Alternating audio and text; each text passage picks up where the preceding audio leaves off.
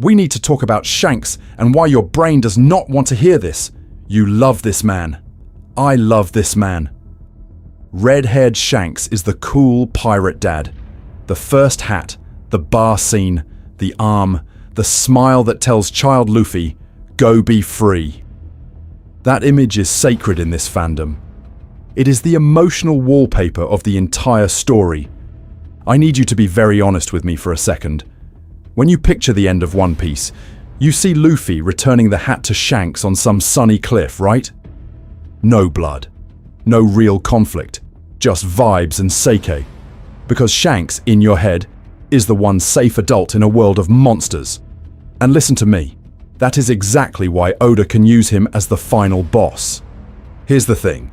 I am not saying Shanks is morally grey or secretly shady in the edgy Reddit theory way. I am saying the story is quietly positioning him as the final ideological and narrative villain Luffy has to defeat. Not a jump scare twist, a structural inevitability. When you line those panels up, from chapter 1 to Egghead, the pattern is brutal. If that's true, the stakes are insane. Because then the emotional core you've been hugging since Romance Dawn is upside down. The guy who saved Luffy, who inspired the journey, who handed over the hat as a promise, he becomes the last wall between Luffy and real freedom. That means we, as readers, have been cheering for the wrong guardian of the world this whole time. Not because I'm smarter than you, but because Oda has been very patient about when to cash this in. Most of you have a nice, comfy villain ladder in your head.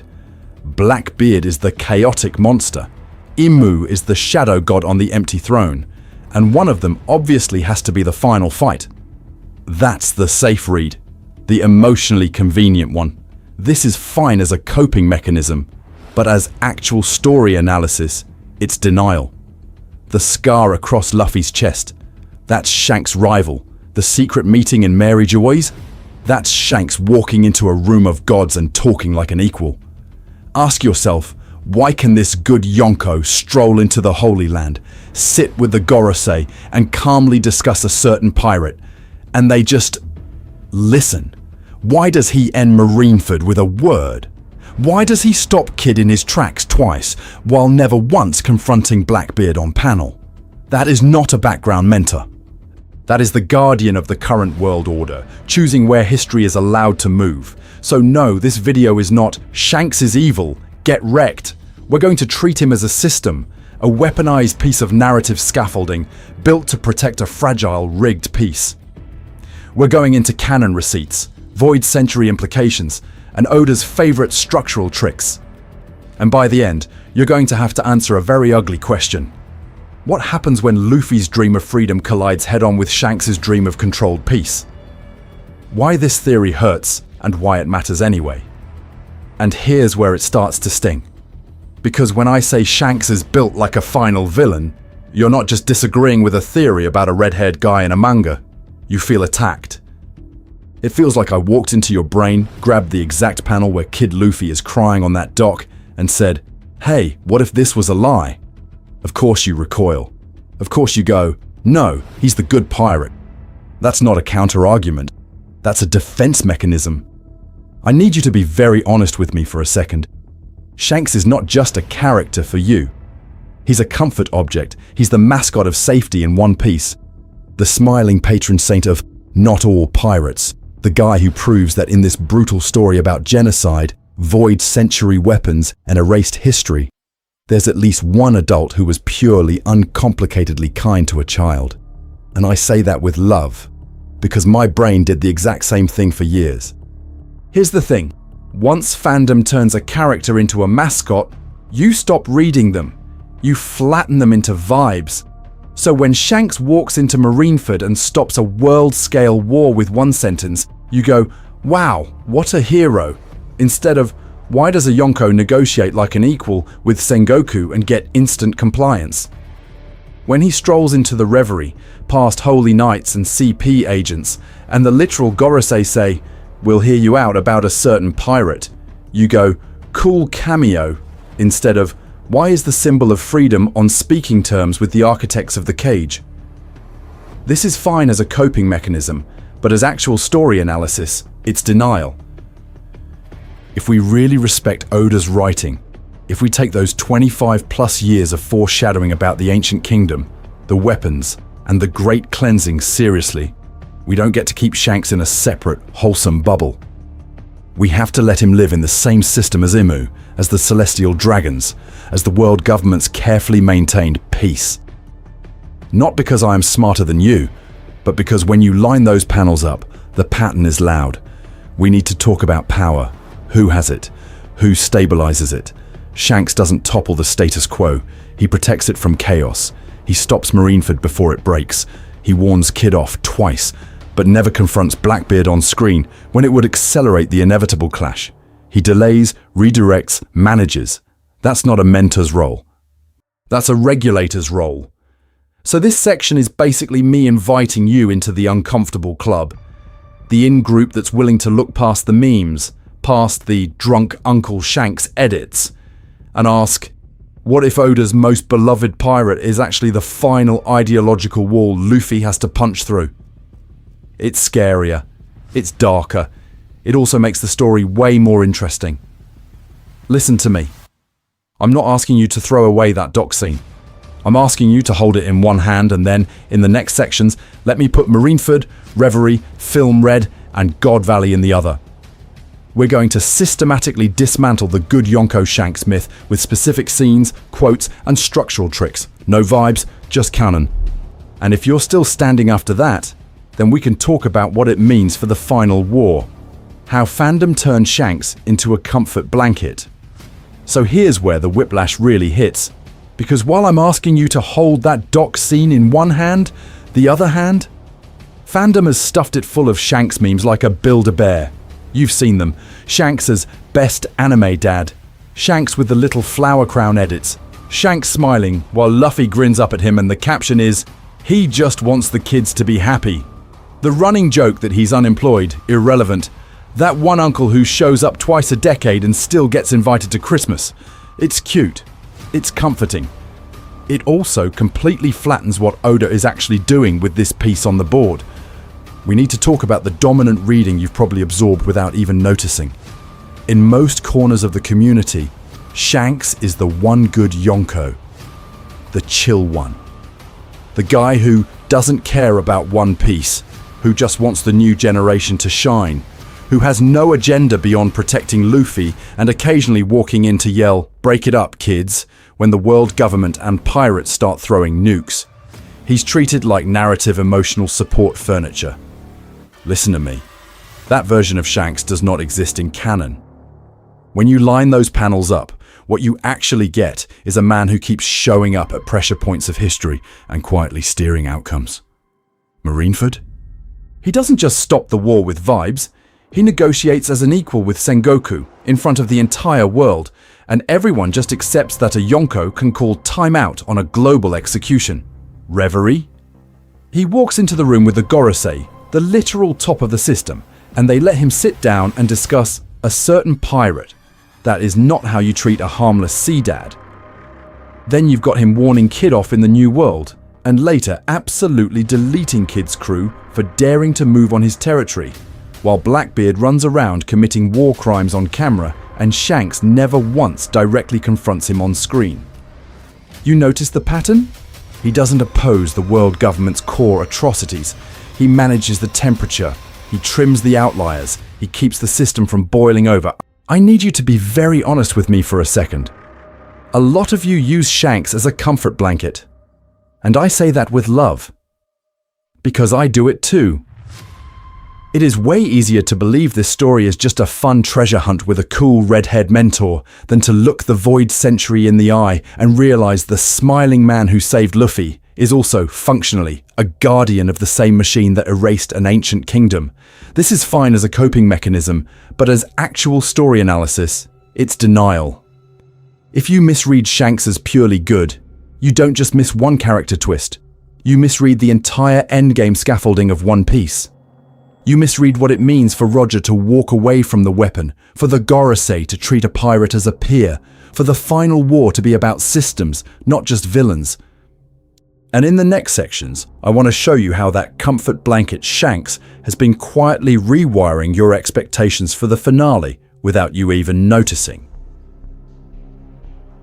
When memes rewrite canon, the Shanks problem. So when I say Shanks has been rewiring your expectations, I don't just mean with cool entrances. I mean with memes, with running gags that turned into a worldview. And I say that with love, because my brain has absolutely been farmed for Shanks memes like the rest of you. We need to talk about the three big ones. 1. Shanks shows up, problem solved. 2. Shanks is Oda's self-insert chill guy. 3. The unspoken add-on. Therefore, Shanks is the one safe adult in One Piece. You repeat those enough, you don't even have to read the panels anymore. The joke becomes the analysis. Here's the thing. Look at Marineford. The meme panel is Shanks smiling, sword out. If you still want to fight, we'll be your opponents. That gets clipped, colorized, thrown over epic music. What gets cropped out is the battlefield of corpses, the explicit power imbalance where everyone from Sengoku down just accepts his authority, and the fact that a Yonko is negotiating the terms of war like a head of state. That's not chill, uncle. That's a man who can veto history. Same with the Reverie. The image you see on your feed is Shanks casually sitting with the Gorosei. That little polite smile framed like, haha, Shanks is so cracked, he just walks into Mary Geoise.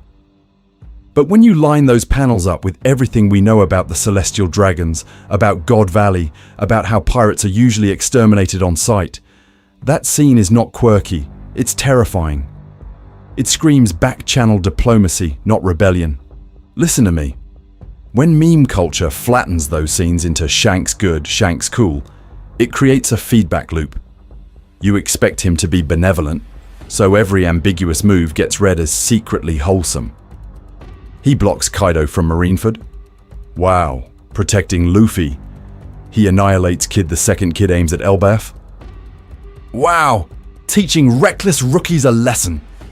He never once on screen confronts Blackbeard directly, but he'll rush to the Gorosei to talk about a certain pirate, must be for Luffy's sake. Obviously, this is fine as a coping mechanism, but as actual story analysis, it's denial. Not because I am smarter than you, but because Oda has been screaming in big red foreshadowing letters and we keep slapping reaction images over them. Shanks is the guy who stops wars. Yes, but always in a way that preserves the current map, the current balance, the current weapon holding class. And that's dangerous for how you're reading the climax. Because if you've memed yourself into Shanks' pure, then any heel turn, any reveal that he's a guardian of the system Roger walked away from, will feel like Oda betraying you instead of Oda cashing a check he wrote at Marineford, at the Reverie, at God Valley. So I need you to be very honest with me for a second. If we strip away the memes and just look at what Shanks actually does on screen, does he behave like a revolutionary or like a guardian of the current order? And if the answer scares you, wait until we put that next to the ancient weapon system and Luffy's idea of freedom. Yes, I reread everything for this. Send help. So before we drag Shanks in front of the cosmic judge and jury, I have to admit to a crime. I reread One Piece like I was preparing for a war crimes tribunal. I went back to early East Blue Shanks, to that tiny bar in Fuchsia Village, and then walked all the way forward through God Valley flashback crumbs, Marineford, the Reverie meeting, Wano, Egghead, every time his stupid perfect face shows up. I had the SBS volumes open, the Vivre cards on my desk, Oda interviews in another tab. My browser history looks like a cry for help and a thesis defense had a baby. Here's the thing, I did not just reread, I paused on single panels of Shanks' face, like it was a crime scene photo. I zoomed in on his eyes talking to the Gorosei the way normal people zoom in on vacation pictures. At one point, I realized I had basically built a corkboard in my head with red string running between Shanks, Gorosei, Figureland, God Valley Baby, and Ancient Weapons System. This is fine as a coping mechanism, but as actual story analysis, it's denial. So I tried to be disciplined. Methodology time. I wasn't just cherry-picking edgy Shanks moments because I want him to be evil. I went through and tracked when he appears, who he talks to, what he chooses to stop, and just as important, what he very conspicuously ignores. Marineford? He walks in at the exact second the old world order is about to fully crack and says, "No, we're done here." Reverie. He strolls into a room of gods to discuss a certain pirate, and they treat him like an equal stakeholder, not a wanted man. Wano epilogue and egghead. He intercepts Kid twice, but never once actually squares up with Blackbeard on screen. When you line those panels up, a pattern starts screaming at you. He's not chasing treasure. He's load balancing the system. He stops wars, but only the ones that would break the board too early. He nudges Luffy's growth, but only along a path that keeps the current scaffolding intact until the right moment. And I say that with love for everyone who still thinks he's just cool Yonko Uncle Shanks. Now listen to me. I'm not dropping this like divine revelation. I'm a pattern-seeking gremlin whose brain lights up whenever Oda repeats a staging trick. Not because I am smarter than you, but because my neurons have been permanently rearranged by 20+ years of this story. This is a model built from receipts and structural habits. You are absolutely invited to stress test it, poke holes in it, tell me where you think Oda is just retrofitting. We need to talk about the bigger machine he's plugged into, because once you zoom out from Shanks himself, you stop seeing a cool pirate captain and start seeing a Guardian process wrapped around the Void Century secret, the ancient weapons, the Red Line, and the One Piece as a world-scale mechanism. So next, we're going to stop treating Shanks as a character and start treating him as a system admin for a planet-sized weapon. That's where it gets ugly. From treasure chest to kill switch, reframing One Piece. So if Shanks is the system admin, we need to talk about the system. Because you cannot have a planet-sized weapon without a control panel, and that control panel is not a goofy chest of gold labeled One Piece. I need you to be very honest with me for a second. The take that the real One Piece is the friends we made along the way is cute, it's comforting. It makes great Tumblr edits. This is fine as a coping mechanism, but as actual story analysis, it's denial. It flattens 20+ years of Void Century genocide, ancient weapons, global conspiracies into a Hallmark card. At this stage of the story, that is not just wrong. That is derailing how you read the entire endgame. Here's the thing, Oda has buried us in evidence that this world is engineered. Not quirky, engineered. You have an impossible continent wall, the Red Line, slicing the planet. You have 4 seas unnaturally separated. You have a random sky ocean where an ancient golden city just happens to be sitting on top of a poneglyph about Poseidon. You have Fishman Island directly under Mary Geoise, like a hostage basement. When you line those panels up, this stops reading like fantasy geography and starts reading like infrastructure. Now connect that to the ancient kingdom and the 3 ancient weapons. Pluton. A ship or system explicitly described as able to destroy islands and, in Wano's case, probably the Red Line itself. Poseidon. A living interface. A princess who can command sea kings, the literal custodians of the ocean. Uranus. A sky-based weapon we still haven't fully seen, but which the 5 Elders and Immu treat like a strategic asset.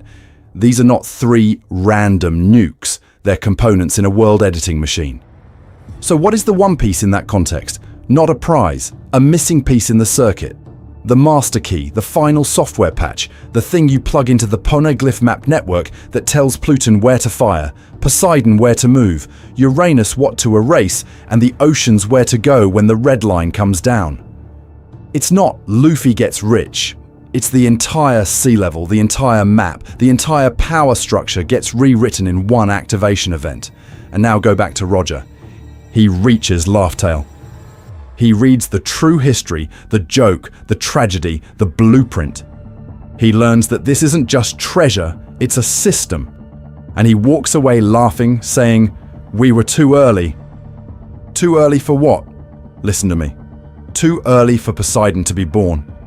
Too early for Wano to open and unseal Pluton. Too early for the alliances and inherited wills that could survive a forced world reboot. Roger doesn't just lack the pieces.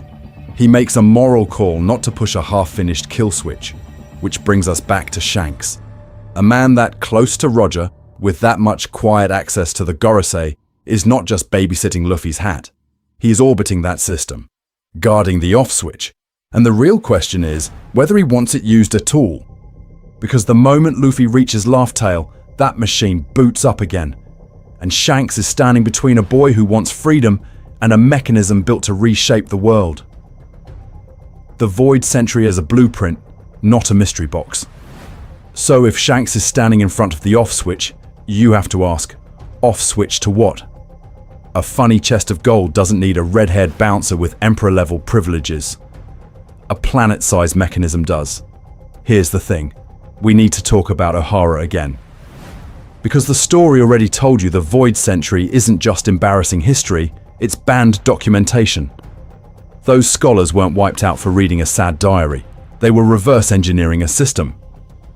Robin's flashback is Oda quietly showing you a bunch of academics treating poneglyphs like schematics, not scriptures. They're drawing diagrams, building models, arguing over functions. That's not how you act when you've just found Once Upon a Time. That's how you act when you've found a manual. And when you line those panels up with everything we learn later, the manual interpretation only gets louder. You've got an ancient kingdom that could build a battleship like Pluton in a single country, a living sea command console like Poseidon in a single person, and then whatever Uranus is hanging ominously in the background. This is not folklore. This is infrastructure. This is the difference between hearing a myth about a flood and finding the blueprints for the dam that caused it. Look at the world itself. A single, unnatural continent cutting the planet in half. A permanently raging ocean current system that just happens to make cross-world travel a nightmare unless you follow very specific routes. Islands with wildly inconsistent climates slapped next to each other like a patchwork. You can cope by saying, fantasy world, don't think about it. And this is fine as a coping mechanism, but as actual story analysis, it's denial. The text keeps nudging you. This place was edited. I need you to be very honest with me for a second. Does it really feel like the world government massacred Ohara just because they were embarrassed about a war they won 800 years ago? Or does it feel more like they're sitting on an instruction booklet for a device that can reconfigure oceans, erase landmasses, and topple their entire logistics network overnight, and they cannot let anyone finish reading it? In that frame, the One Piece stops being treasure in any normal sense. It becomes the final credential, the root password, the ignition key that lets you not only access that world-scale weaponized system, but coordinate it. Roger didn't just laugh at a joke. He audited a network. He saw that Poseidon wasn't online yet, that Wano was still the lockbox for Pluton, that the alliances and conditions Joy Boy's plan assumed were missing. Too early isn't vibes, it's version control. And if such a key exists, someone has to keep it away from pure revolutionaries. Someone has to make sure Luffy, Dragon, Blackbeard, whoever, never gets full admin access before the right moment. So ask yourself, which pirate can walk into a room of literal gods, be heard out respectfully, and frame it as, I want to talk about a certain pirate, like he's filing a ticket with tech support? Listen to me. That is not a rebel. That is a guardian of the current configuration. Not because I am smarter than you, but because Oda is painfully consistent. The guy allowed to negotiate with Sengoku at Marineford and then stroll into the Reverie is not outside the system. He is the human firewall between the Void Sentry's blueprint and the kid destined to press execute. And once you see the Void Sentry as a design document instead of a mystery box, Shanks' entire role snaps into focus. He's not just a nostalgic prologue NPC. He's the last line of defense for a world that was already edited once and is terrified of being edited again. Weapon Roger wouldn't use. Weapon Shanks won't let Luffy touch. So let's go back to the guy who flinched first. Gold D. Roger reaches Laugh Tale, reads the whole Void Century, sees the ancient blueprint, and what does he do? He laughs, names the treasure like it's a punchline, and then walks away from the literal control room of the planet. And then he tells Rayleigh, "We were too early." Too early for what? Listen to me. That's not about the vibes being off. That's about a switch he refuses to flip. If the One Piece were just treasure or a metaphor or a scrapbook of Joy Boy's vacation photos, too early doesn't mean anything. You don't delay a joke by 20+ years and a global war. You delay a weapon. You delay a system. You delay a thing that, once it boots, you cannot unpress. Here's the thing.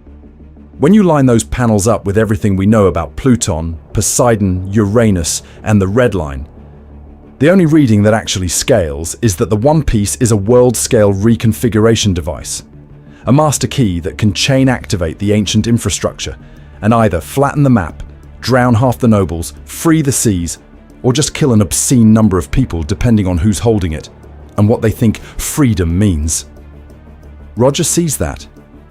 He understands the inputs aren't ready, Poseidon not born, Wano closed, alliances missing. But he also understands the moral cost. And instead of saying, no one should ever touch this, he basically goes, hey, let's let the next guy decide, and kicks off the Great Pirate Era as a glorified talent search. This is fine as a coping mechanism, but as actual story analysis, it's denial. He doesn't disarm the gun. He throws it into a crowded room and yells, "First one to the center wins!" So who picks up that hesitation? Shanks.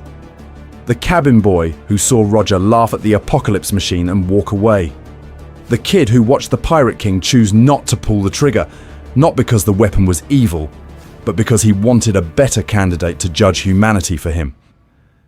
Shanks grows up into the firewall. He's the man standing between the new Joy Boy and the execution command. He steals the Gomu Gomu no Mi, accidentally leaves it where Luffy can eat it, then spends decades shaping that kid's growth while never letting him anywhere near the true history. He stops Marineford with a word, walks into the room with the Gorosei to talk about a certain pirate, and everyone treats him like a stakeholder, not an outlaw. That is not a guy chasing treasure, that's a guy managing risk. And I need you to be very honest with me for a second.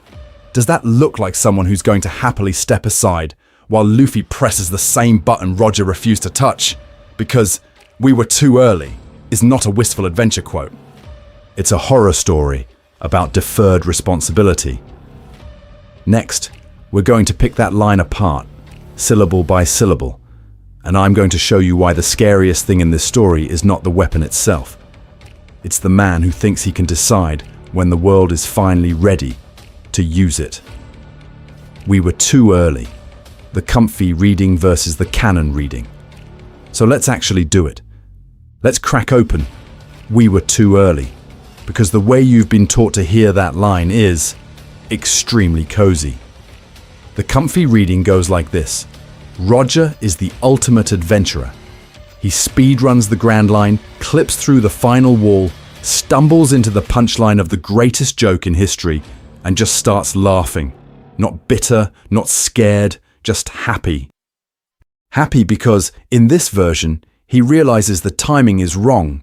The party hasn't really started yet, and somebody else, some future pirate with better vibes, is going to get to enjoy the One Piece properly. It's the grandpa who read the last page of the book early so his grandkids can experience it fresh reading. And listen to me, this is fine as a coping mechanism, but as actual story analysis, it's denial.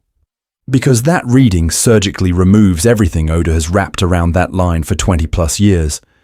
The Void Century is not a whimsical blank spot. It's genocide, erased history, and apocalyptic weapons that can literally redraw the map. We've got an ancient kingdom wiped off the face of the earth, 3 named weapons that can sink islands or call sea kings, and a world government that panics when a single stone tablet pokes out of the ground. When you line those panels up, "we were too early" is not a quirky adventurer's regret. It's a systems diagnosis. Here's the thing. The darker reading is way more consistent. Roger laughs because the joke is that the world is a loaded gun pointed at its own head, and he has just found the trigger. He understands the mechanism. He could, in principle, pull it, and he chooses not to. That laugh is not, "Wow, what a fun treasure." It's, "Oh, this is insane. I'm absolutely not the one who should decide this." And then he walks off stage and leaves the mess for someone else. Noble? Cowardly? Both. That's the horror. I need you to be very honest with me for a second. Too early implies a condition. Too early for what? For the system to be safely or meaningfully activated. You need Poseidon actually born and awakened. You need 1-0 open and Pluton unsealed. You maybe need the red line destabilized, the old powers cracked, and crucially, you need a specific kind of person, Nika, Joy Boy, whatever label you like, alive to make the call. This is not Vibes timing, it's prerequisite timing. And once you accept that, Shanks snaps into place. If Roger believed a future Joy Boy had to flip the switch, then somebody had to manage the board until that player spawned. Someone had to keep the world from collapsing too soon, while also making sure the wrong person never reached the trigger. That's not the job of a carefree adventurer. That's a gatekeeper job. That's walk into the reverie, talk to the Gorosei like an equal, stop Marineford with one sentence, warn Kid off, prune threats, and quietly curate the age of piracy energy. Not because I'm smarter than you, but because Oda keeps drawing the same silhouette behind every world-scale crisis. So if Roger refused to pull the trigger and Shanks dedicates his life to guarding the gun, we need to talk about what happens when Luffy finally puts his hand on it. If you take the canon seriously, Roger isn't just vibes.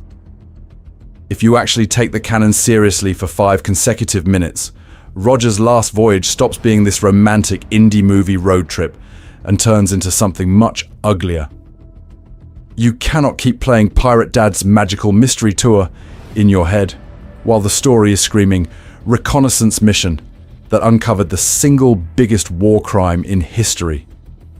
Here's the thing. Oda literally tells you that. Odin's journal spells out that they learned the truth of the Void Century, the Ancient Kingdom, the weapons, Joy Boy's failure. That is not a vibe check.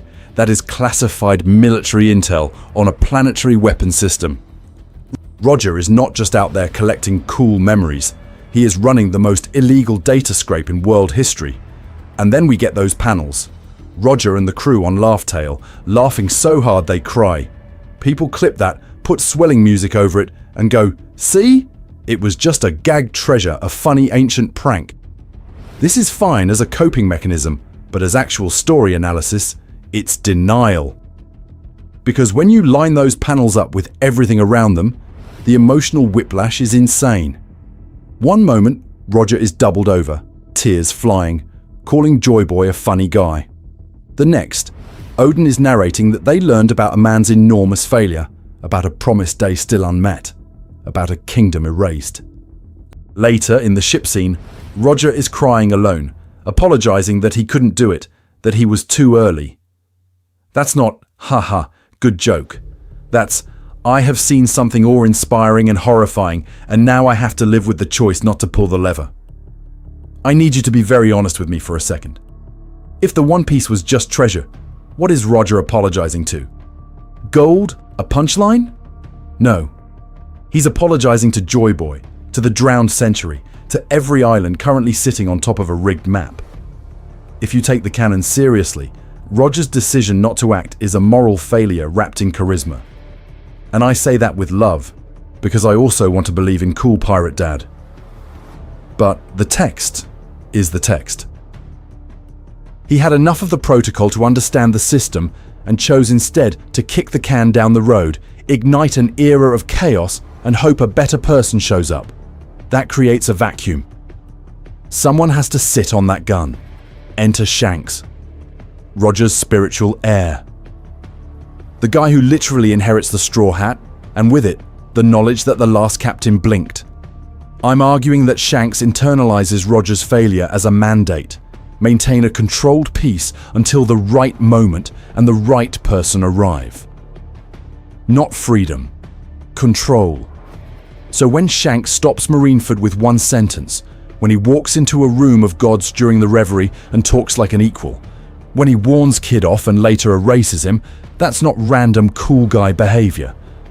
That's the guardian of the stalemate, making sure nobody prematurely hits the button. Listen to me. In the next section, we're going to run the receipts. Panel after panel of Shanks not as liberator, but as stabilizer.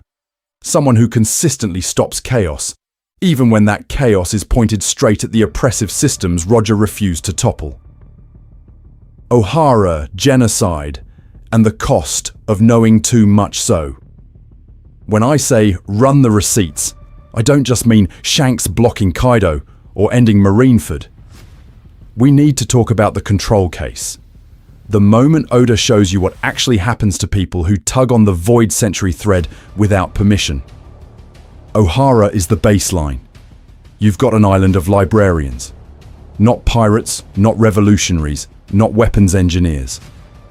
Old people, a giant tree, and a bunch of nerds doing the world's most dangerous crime. Reading. They piece together the Void Century, they start reconstructing the ancient kingdom, and the world government does not send a warning. They send a buster call. They glass the entire island off the map. And here's the thing.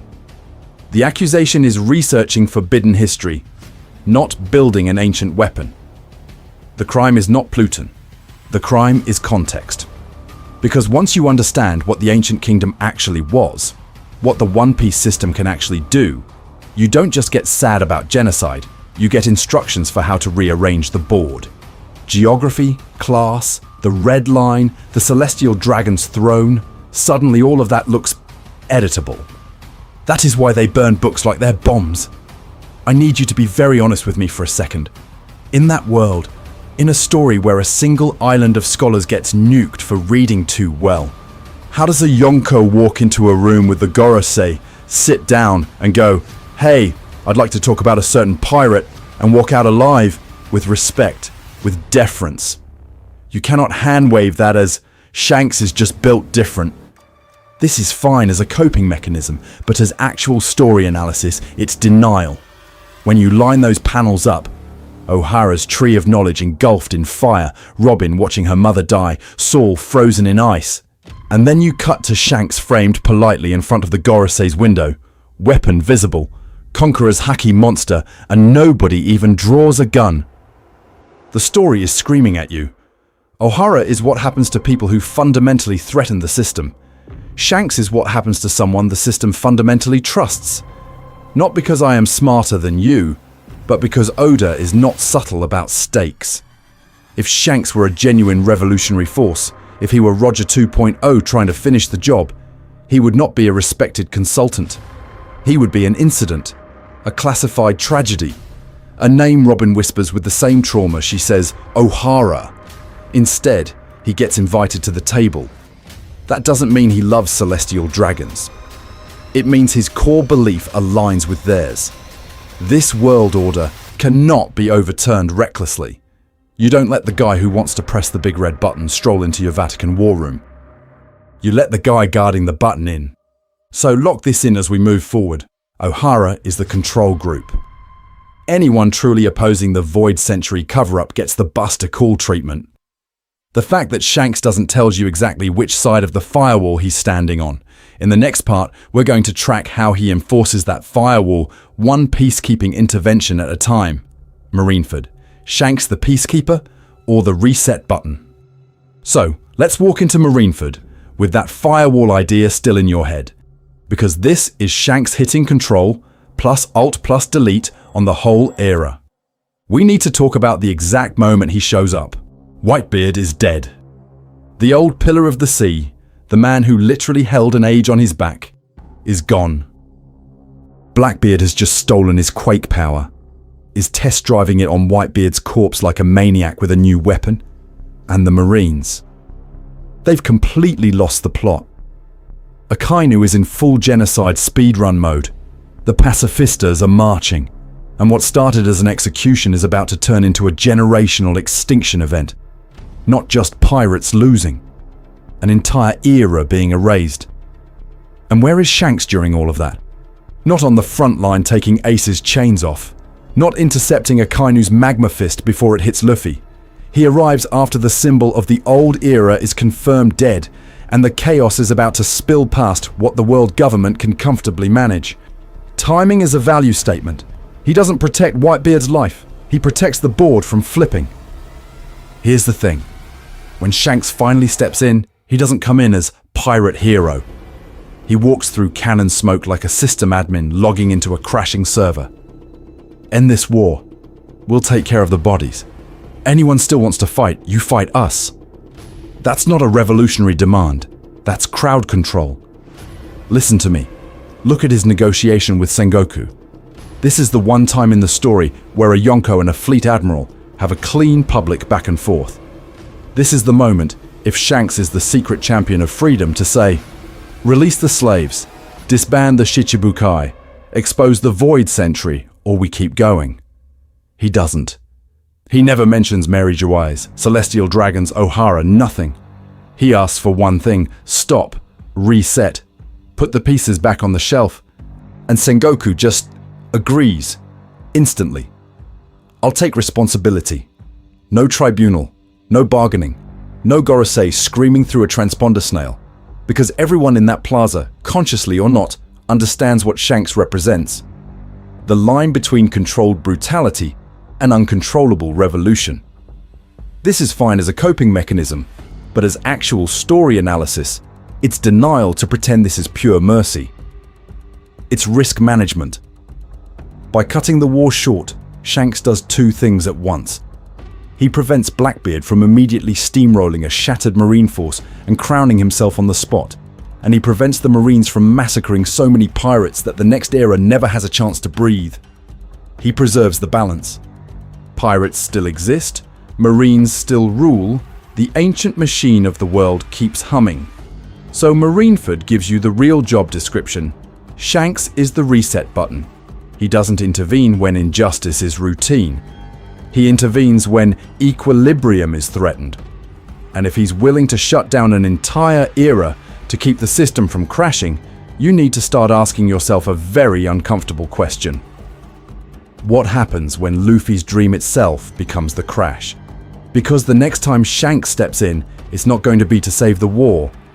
It's going to be to stop the answer to the One Piece. The Reverie meeting. Why can a Yonko talk to gods? So when he walks out to stop the answer, where does he walk in from? Mary Geoise, the literal rooftop of the world, the place where gods live. We need to talk about that Reverie scene, because when you line those panels up with everything you know about pirates in this story, your brain should short circuit. You have the Gorosei, the 5 guys who sit one elevator ride below Imu in the room of maximum war crimes. And who strolls in? Not an admiral, not a holy knight, a Yonko, red-haired Shanks. No cuffs, no escort, no busticle pointed at his spine. He just opens the door and they go, "Ah, Shanks, what brings you here?" Be very honest with me for a second. If this were any other pirate, your expectation is a laser execution on sight. That's the whole propaganda loop of the world government. Pirates are chaos, celestial dragons are order, the Marines are the firewall. That's the sales pitch. Yet here the firewall invites the malware in for a strategy meeting. And they don't just tolerate him, they entertain his request. I want to talk about a certain pirate. He gets agenda time. He gets confidentiality. This is stakeholder behavior. This is not most wanted criminal energy. This is unofficial board member who doesn't have to show up on the org chart. Here's the thing. The fandom's coping mechanism is to go, well, Shanks is just special. This is fine as a coping mechanism. But as actual story analysis, it's denial. Oda is too precise. You do not casually draw the most feared political body on the planet, giving a pirate private audience, unless you are screaming at your readership. This man is plugged into the highest tier of power. So you get the Figureland and God Valley theories. The Shanks was a celestial dragon baby, rescued from the Rocks incident reading. The he's a Figureland by blood, that's why he can walk through the gates reading. And listen to me, whether you personally buy the exact surname or not is almost irrelevant. Lineage is flavor text. Functionally, the text already told you the important part. The gods trust him enough to let him in the room. They don't see him as the next rocks. They see him as a tool to avoid the next rocks. Shanks is not framed as an existential threat to the system. He is framed as someone whose input is valuable for managing it. That's the same posture Sengoku takes at Marineford. The same posture the Gorosei take at Reverie. You can end wars for us. You can flag dangerous variables. You help us keep the board stable. So if he truly shared Luffy's dream of ripping the whole thing out by the roots, why is he having private strategy meetings with the architects of Ohara, Eni's lobby, and the ancient genocide that erased an entire century of history? Not because I am smarter than you, but because the story is yelling. His peace is their peace. His red line is their red line. And once you accept that, you have to ask the next, uglier question. When Luffy finally reaches the real One Piece and threatens the system for real, which side of that table does Shanks sit on? Shanks versus Kid. Who does he actually stop? So let's talk about the guy who already picked a side with his actions long before Luffy ever reaches that table. Shanks versus Kid. Because when you line those panels up, the pattern is disgusting in how clean it is. First encounter, Shanks gives Kid a warning. That's the charitable read. The actual outcome? Kid loses an arm off screen. We don't even see Shanks break a sweat. Oda just quietly tells you, yeah, this smiling mentor archetype permanently maimed a rookie for stepping a toe over his invisible line of acceptable chaos. And the fandom goes, well, Kid was reckless. This is fine as a coping mechanism, but as actual story analysis, it's denial. Fast forward, Elbaf. Shanks doesn't posture, he doesn't lecture, he doesn't say, turn back. He reads Kid's intent for one panel and erases his entire New World career with a single divine departure. One move, one swing. Years of ambition, crews, alliances, all vaporized into a splash page of sinking ships and shattered dreams. Now I need you to be very honest with me for a second. If Shanks can do that to Kid, if he can walk into Marineford and end a world-defining war with a sentence, why has that sword never once pointed at Mary Geoise? Here's the thing. We have never seen Shanks stop a slave auction. We have never seen him burn a brand off a back, topple a Tenryubito's bubble, or even threaten a celestial dragon on screen. What we do see is Shanks walking into a room with the Gorosei, being allowed to speak about a certain pirate like he's an equal stakeholder in the system, not a rebel against it. That is not the posture of a man at war with the ancient machine that runs this world. He'll amputate Kid's future. He won't scuff the Holy Land's pavement. Listen to me. Shanks absolutely intervenes. He is not passive. But look at what he actually chooses to prune. He stops Kaido from reaching Marineford. He ends that war right when it threatens to spiral into a true regime-shaking catastrophe. He deletes Kid the moment Kid looks like a potential wildcard who might destabilize the Yonko equilibrium. Over and over, his blade swings down on pirates who might break the board, never on the board itself. That is a peacekeeping role, not peace as in no suffering, peace as in no unpredictable variables. Shanks is curating the new world, trimming the loudest branches while leaving the trunk of the world government untouched. He wants a controllable sea, not a liberated one. And I say that with love, because my brain is also broken in that pattern-seeking way that wants Shanks to be the cool uncle who secretly hates the celestial dragons.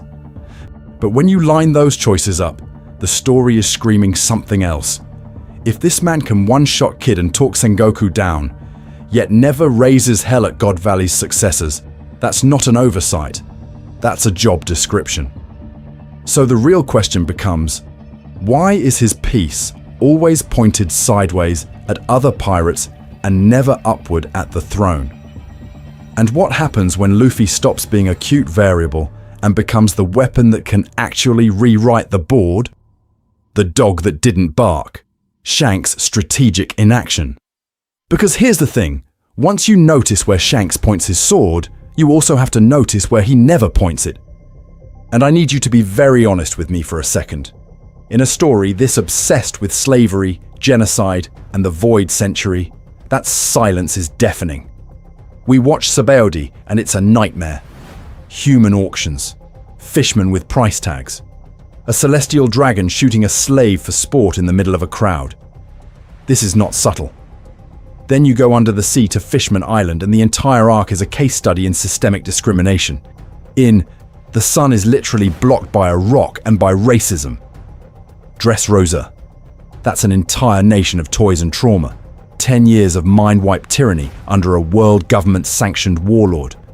And over all of that, Mary Geoise sits on the Red Line hosting human hunting parties like it's a casual weekend hobby.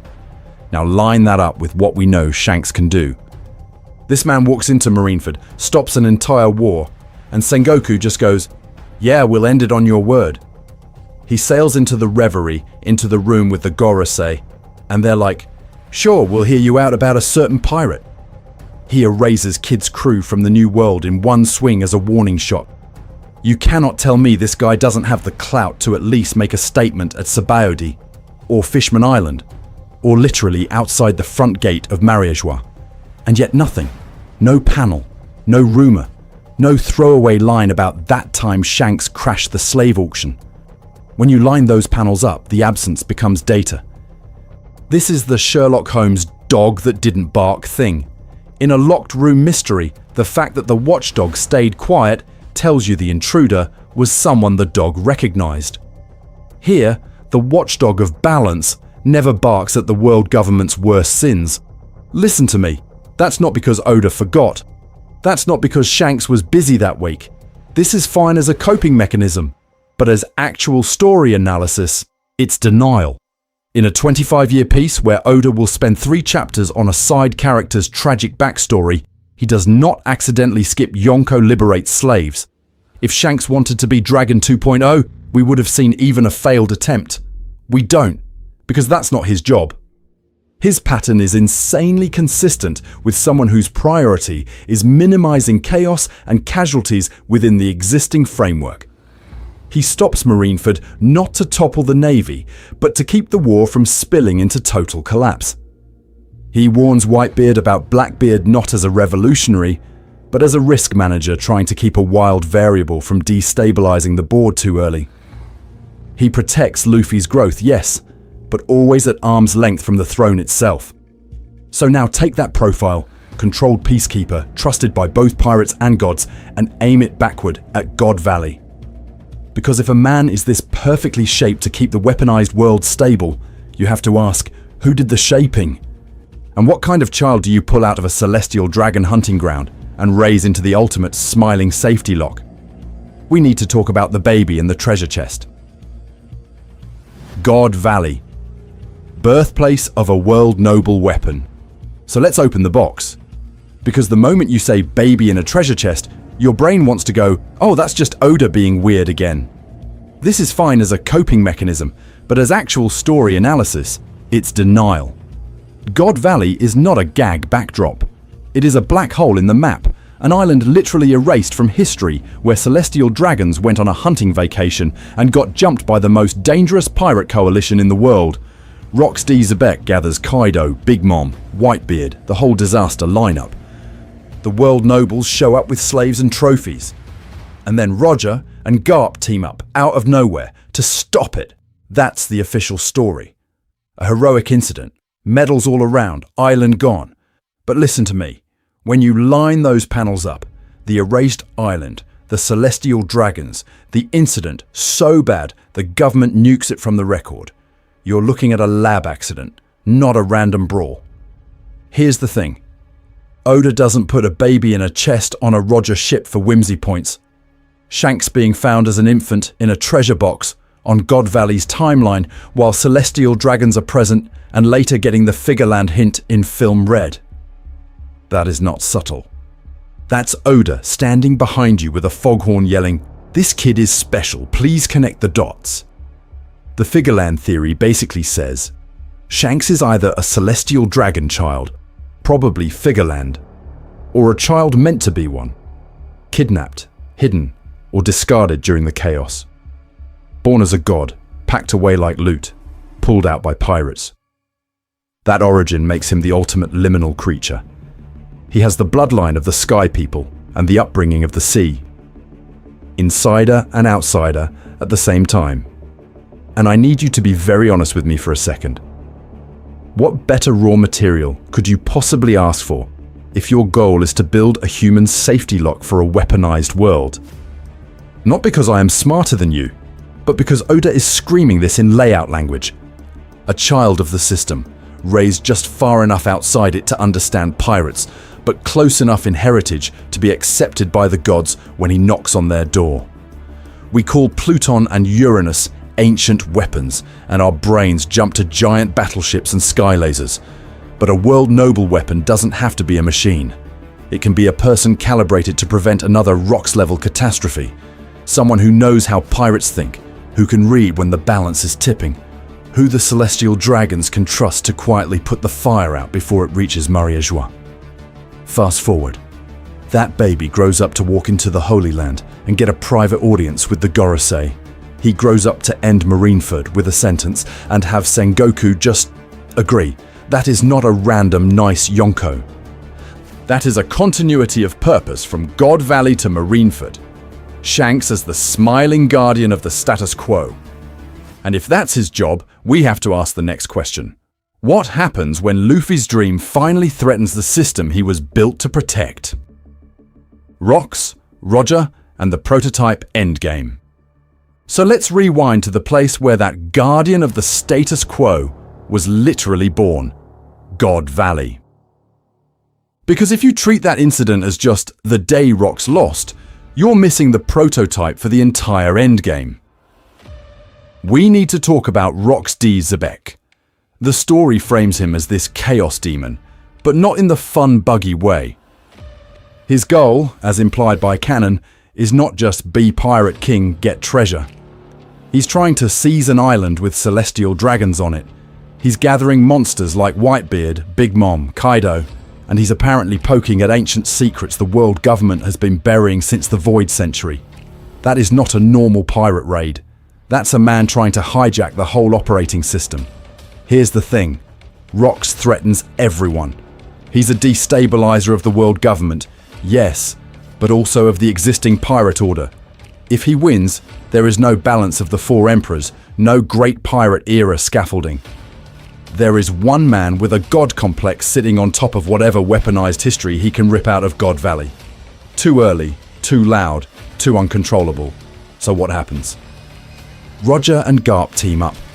Not because they share an ideology, not because Roger suddenly believes in justice, or Garp suddenly believes in freedom. They move together out of shared fear. Fear that Rocks will break the toy before anyone else even understands what the toy is. It's a forced alliance to preserve the status quo long enough for someone more palatable to inherit the stage. When you line those panels up in your head, the hero marine and the future pirate king shoulder to shoulder, the celestial dragons as cargo, the island that vanishes from history, God Valley reads like a rehearsal. A simulation of the final conflict where the system is so threatened that enemies unite to stop the bigger destabilizer, even if that means standing with devils they hate. And in the middle of that, a baby. A God Valley child, very likely Figeland Shanks, pulled from a celestial dragon treasure chest and raised on Roger's ship. Listen to me. This is not just a cute origin detail, that's a narrative injection. Shanks literally emerges from the prototype endgame carrying its lesson in his bones. When the world is at risk of total upheaval, you side with order. You protect the board, even if you have to ally with monsters to do it. I need you to be very honest with me for a second. If that's the story that built him, what does he do when Joy Boy actually shows up? When Luffy, with the Nika fruit and the One Piece system in reach, threatens to finish what Rocks only fumbled toward, full-scale rewrite of geography, power, history. Not because I am smarter than you, but because Oda is petty with his foreshadowing. The final saga is God Valley scaled up, and Shanks this time might stand on the opposite side of Luffy to prevent an even bigger Rocks scenario. So the real question isn't, will Shanks betray Luffy? It's much worse. Whose version of peace survives when the rehearsal becomes the real performance? Figeland Shanks, bloodline, access, and agenda. So if God Valley was the rehearsal, we need to talk about the guy who literally might have God in his last name. Figureland Shanks. Listen to me. This is not a random movie Easter egg. This is Oda running a live A/B test on your brain. In Film Red, the nobles at the conference casually drop the Figureland name in connection with Shanks. The promo materials double down. Is Film Red strict canon? No. Is it fan fiction? Also no. It's that annoying Oda gray zone where he pilots ideas inside media, then drags the pieces he likes back into the main story once you've already emotionally accepted them. He did it with Shiki. He did it with the whole strong world era aesthetic. He plays in the sandbox first, then canonizes the parts that fit the long scaffold. So when you line those panels up with the God Valley baby imagery, the treasure chest, the timing of Rock's fall, you get a very specific silhouette. A celestial dragon child who vanished from Mary Geoise and reappeared on Roger's ship. If that's true, Shanks doesn't just have access. He has fluency. He grows up in the orbit of people who treat continents as chess pieces, who talk about acceptable casualties, the way you talk about losing a phone charger. That mindset gets baked in before he ever learns the word freedom. He would understand, at a gut level, how the world government calculates risk, how much suffering they're willing to tolerate to avoid another Void Century scenario, another ancient weapon going rogue. Then Roger picks him up and breaks his brain in the opposite direction. Instead of Holy Land marble, he gets bar floors and ship decks. Instead of slaves, he gets Rayleigh drinking games and Odin dancing. He sails through the actual sea the nobles abstract into numbers. He watches Roger laugh at the One Piece, learn the true history, and still refuse the crown. That gives him empathy for pirates and commoners and this whole live free on the waves narrative. Put those together, and you get the most dangerous thing in this story. A man who can look at Luffy and say, "I get your dream," and mean it. While also believing sincerely that absolute freedom is a weapon pointed at the world. And I say that with love, but the good Yonko Shanks is just a chill uncle take. This is fine as a coping mechanism, but as actual story analysis, it's denial. Because who better to be the system's unofficial regulator than someone who speaks both dialects? Noble calculus and pirate romance. He can walk into the reverie and talk to the Gorosei like an equal, then walk onto a battlefield and stop Marineford with one sentence. He can sell controlled peace as a compromise to both sides, precisely because he's lived both extremes. So here's the thing. If Shanks is the Figureland firewall standing between Luffy and the true activation of the ancient system, we have to zoom out. Next, I'm going to map how the Void Century, the ancient weapons, and every Shanks intervention plug into one coherent endgame mechanism. And once you see that model, you might realize Shanks isn't guarding Luffy from the world. He's guarding the world from Luffy. Building the world engine, Void Century as system design. So if Shanks is guarding the world from Luffy, we have to ask a way bigger question. What world is he actually guarding? Because this is where the meme version of One Piece dies. The Void Century is not just tragic backstory. It's a design document. Here's the thing. You are meant to read those 100 missing years not as mysterious blur, but as project proposal the world government buried. An ancient kingdom with tech that makes Vegapunk look like a guy with a Raspberry Pi said, what if we don't just live on this planet? What if we run it? Control the seas, the weather, the sea levels, maybe even how long people live. And because they're Oda characters and not idiots, they encode that entire world engine into redundant storage. Poneglyphs, weapons, and whatever the One Piece actually is. Poneglyphs stop being lore rocks and become documentation. Distributed database. You've got history logs, coordinate markers, and then these very suspicious, by the way, there's a weapon here, entries. When you line those panels up, from Alabasta to Skypiea to Zoo, you're not looking at random trivia. You're looking at a commented codebase for a planetary control system someone tried to uninstall with genocide. Now plug the ancient weapons into that. Pluton is not just big boat go boom. It reshapes landmasses. Poseidon is not talks to cute sea kings. It's route access to the ocean's transportation layer. Uranus. We don't even see it. But the name plus what we know about weather anomalies screams sky and atmosphere manipulation. Land, sea, sky. That's not three separate superweapons, that's three subsystems of a single global grid. Terraforming, shipping, climate.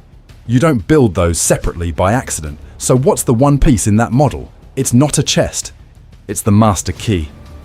The missing node that can either reboot the system back to whatever Joy Boy intended, maybe all blue, no red line, Fishman Island in the sun, or overwrite it with a brand new configuration. I need you to be very honest with me for a second. If you had a button that could literally redraw the map, are you telling me Oda spent 25 years setting that up just to go, surprise, it was friendship all along? This is fine as a coping mechanism, but as actual story analysis, it's denial. And once you accept that, the world government stops being cartoon villains and becomes an IT department from hell. Their entire existence is patch management. They hunt archaeologists, ban research, and erase islands, because if anyone assembles the full engine, poneglyph specs, 3 weapons, final key, the current power structure evaporates overnight. Why bother being a god on Mary Geoise if some kid can press restore factory settings on the planet, which is exactly where Shanks slides in as the most dangerous piece on the board? He's not Imu. He's not a celestial dragon in a goofy suit. He's the tolerated rogue regulator. The guy who walks into the Gorosei's room to talk about a certain pirate not because I'm smarter than you, but because Oda is screaming that this man is part of the control layer. He doesn't run the system. He keeps anyone truly radical, Dragon, Blackbeard, Luffy, from booting it up before he decides the timing and terms are acceptable. And if that's true, then every Shanks intervention we've seen is not random cool uncle energy, it's targeted rate limiting on the world engine. Next, I want to show you how each of those moments, Marineford, Wano, even Kid's annihilation, line up perfectly once you treat Shanks as the human firewall between Joy Boy's code and the guy destined to execute it. Ancient weapons as subsystems, Shanks as firewall. So if Shanks is the rate limiter on the Joy Boy update, we need to talk about the other ticking time bombs in the system. The ancient weapons. Because once you treat them as subsystems, his whole behavior pattern stops being cool Uncle Cameo and starts looking like network security. Quick recap. No copium. Poseidon. We know exactly where she is. Shirahoshi on Fishman Island, awakened during the Reverie timeline. Pluton? Explicitly confirmed to be in Wano, sealed behind the country's borders, tied to opening them and potentially blowing a hole in the world. Uranus? Hazy, but we have Imu vaporizing Lulusia from the sky with something that looks very much like a world-scale weapon ping. When you line those panels up, all 3 weapons correlate with flashpoints in global instability. Fishman Island's political vulnerability. Wano's isolation breaking. The Reverie coup and kingdoms disappearing. Now, here's the thing. Where is Shanks in direct relation to any of these weapons? Nowhere. He never goes to Fishman Island. He doesn't pull up to Wano while Pluton is still sealed. He's not chasing poneglyphs on screen like Blackbeard or Luffy. And I need you to be very honest with me for a second. For a guy who supposedly cares about the next era, that absence is weird. But look at where he does appear. Marineford, right after Whitebeard's death, has cracked the balance that was containing Blackbeard and the remaining Yonko. The Reverie era, walking into the room of world bosses to talk about a certain pirate, right as Poseidon is awakening and Imu is making moves. Elbaf/Kid's annihilation, right before Kid can become another destabilizing factor in the scramble for One Piece and weapons. He's never touching the subsystems. He's guarding the interfaces. Think about it like this. If Pluton, Poseidon, Uranus, even the One Piece itself are volatile subsystems in a distributed world engine, Shanks is a human firewall. He doesn't rewrite the ancient code. He doesn't push the execute button. He sits at the choke points and decides what traffic gets through, when and under what conditions, so the whole thing doesn't cascade into unrecoverable failure. And I say that with love. Shanks is just a chill mentor who wants peace, is fine as a coping mechanism, but as actual story analysis, it's denial. He's not trying to destroy the weapons, he's trying to control the timing and context of their activation. Fishman Island only comes up when Luffy has promised he'll move it someday. Wano only opens once external forces and Joy Boy's successor align. Emu only fires once the board is too chaotic. Shanks keeps stepping in right before those spikes become terminal, which sets up the ugliest possible clash. Because Luffy, as Nika, as Joy Boy, is literally the embodiment of breaking constraints. His whole story is tear down the firewall, let the world change, no matter how messy. Shanks is the last grown-up in the room saying, no, we change it safely, or not at all. So what happens when the final key to the system, Luffy's freedom, runs headfirst into the last security protocol standing between him and the One Piece? If One Piece is a trigger, who decides when to pull it? So what happens when the final key to the system, Luffy's freedom, runs headfirst into the last security protocol? You get the real question of the story, not what is the One Piece, but who gets to pull the trigger. Let me restate the model in stupidly simple terms, because Oda has been drawing it in crayon for 25 years. The world is rigged. The Void Century is the manual. The ancient weapons are the tools. The One Piece is the trigger, the master key, the execute button on a world-scale, weaponized system. Not metaphorically, functionally.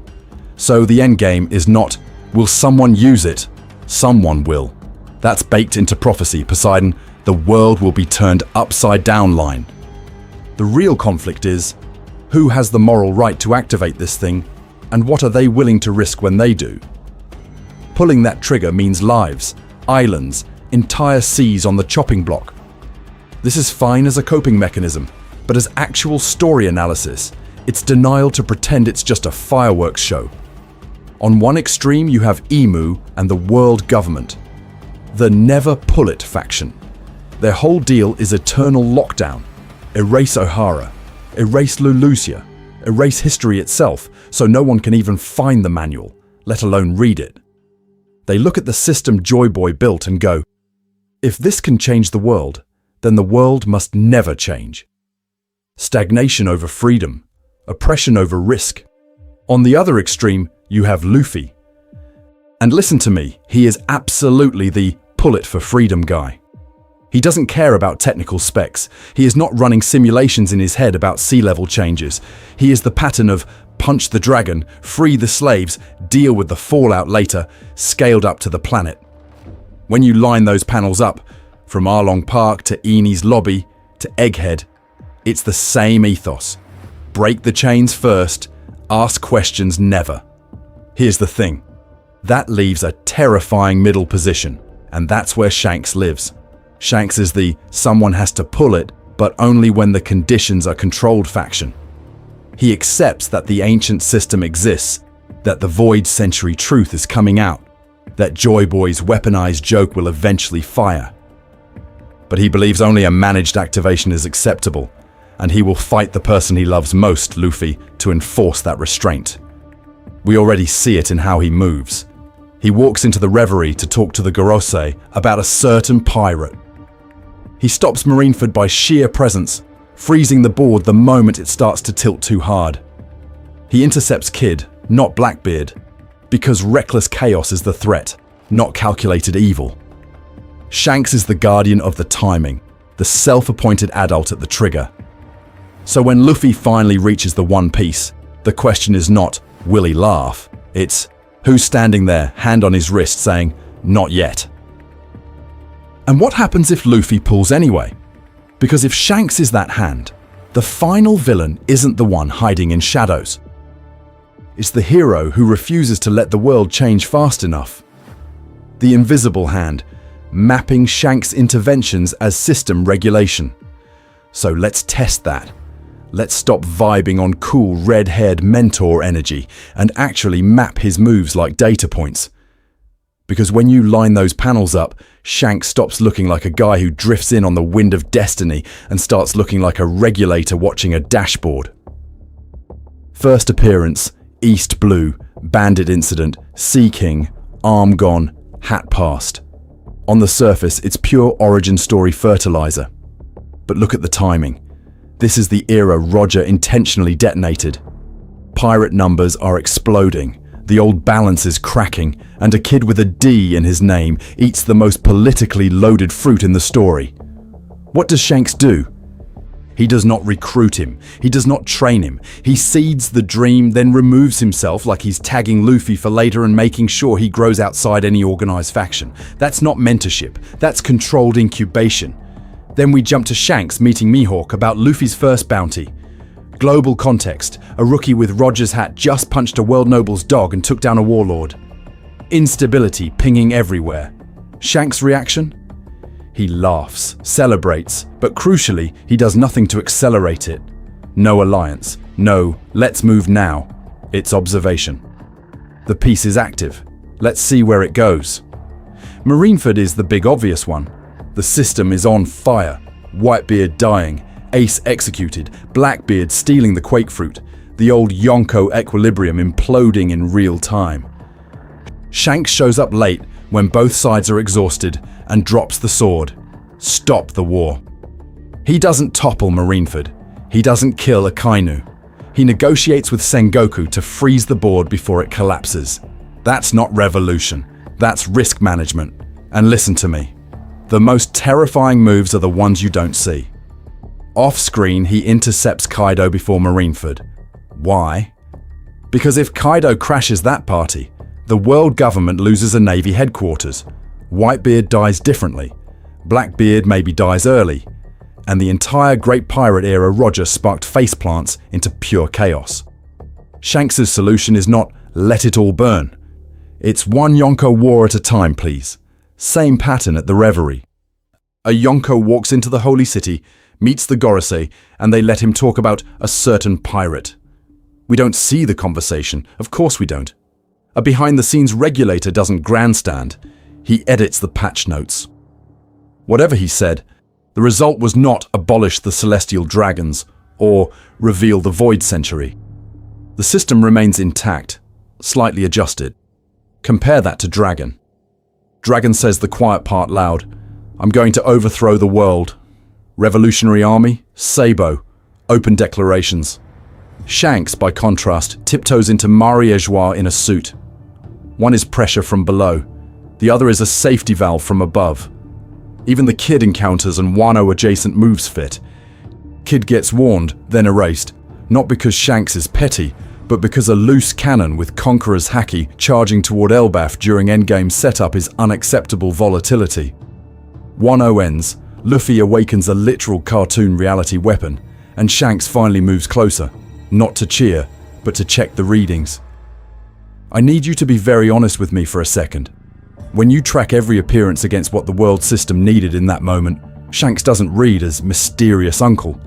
He reads as the invisible hand preventing premature collapse. Which raises the next question. If he's the regulator who built the system he's protecting, and what happens when Joy Boy's heir decides the regulator is the real problem? Vibe reading versus serious reading. Why Shanks is good flattens 25 years. So here's the fork in the road. On one side, you have the comfy reading of Shanks. The one a lot of you grew up with, and I say that with love. In that version, Shanks is good. Full stop. He's the guy who bet his arm on the new era because he believed in Luffy that much. He's the big brother mentor who never asks for anything back, never lies, never compromises. He's just waiting. Patiently. Watching the currents of history until the exact right moment to step in, hand Luffy the final clue to the One Piece, and help him topple the world government and free the world.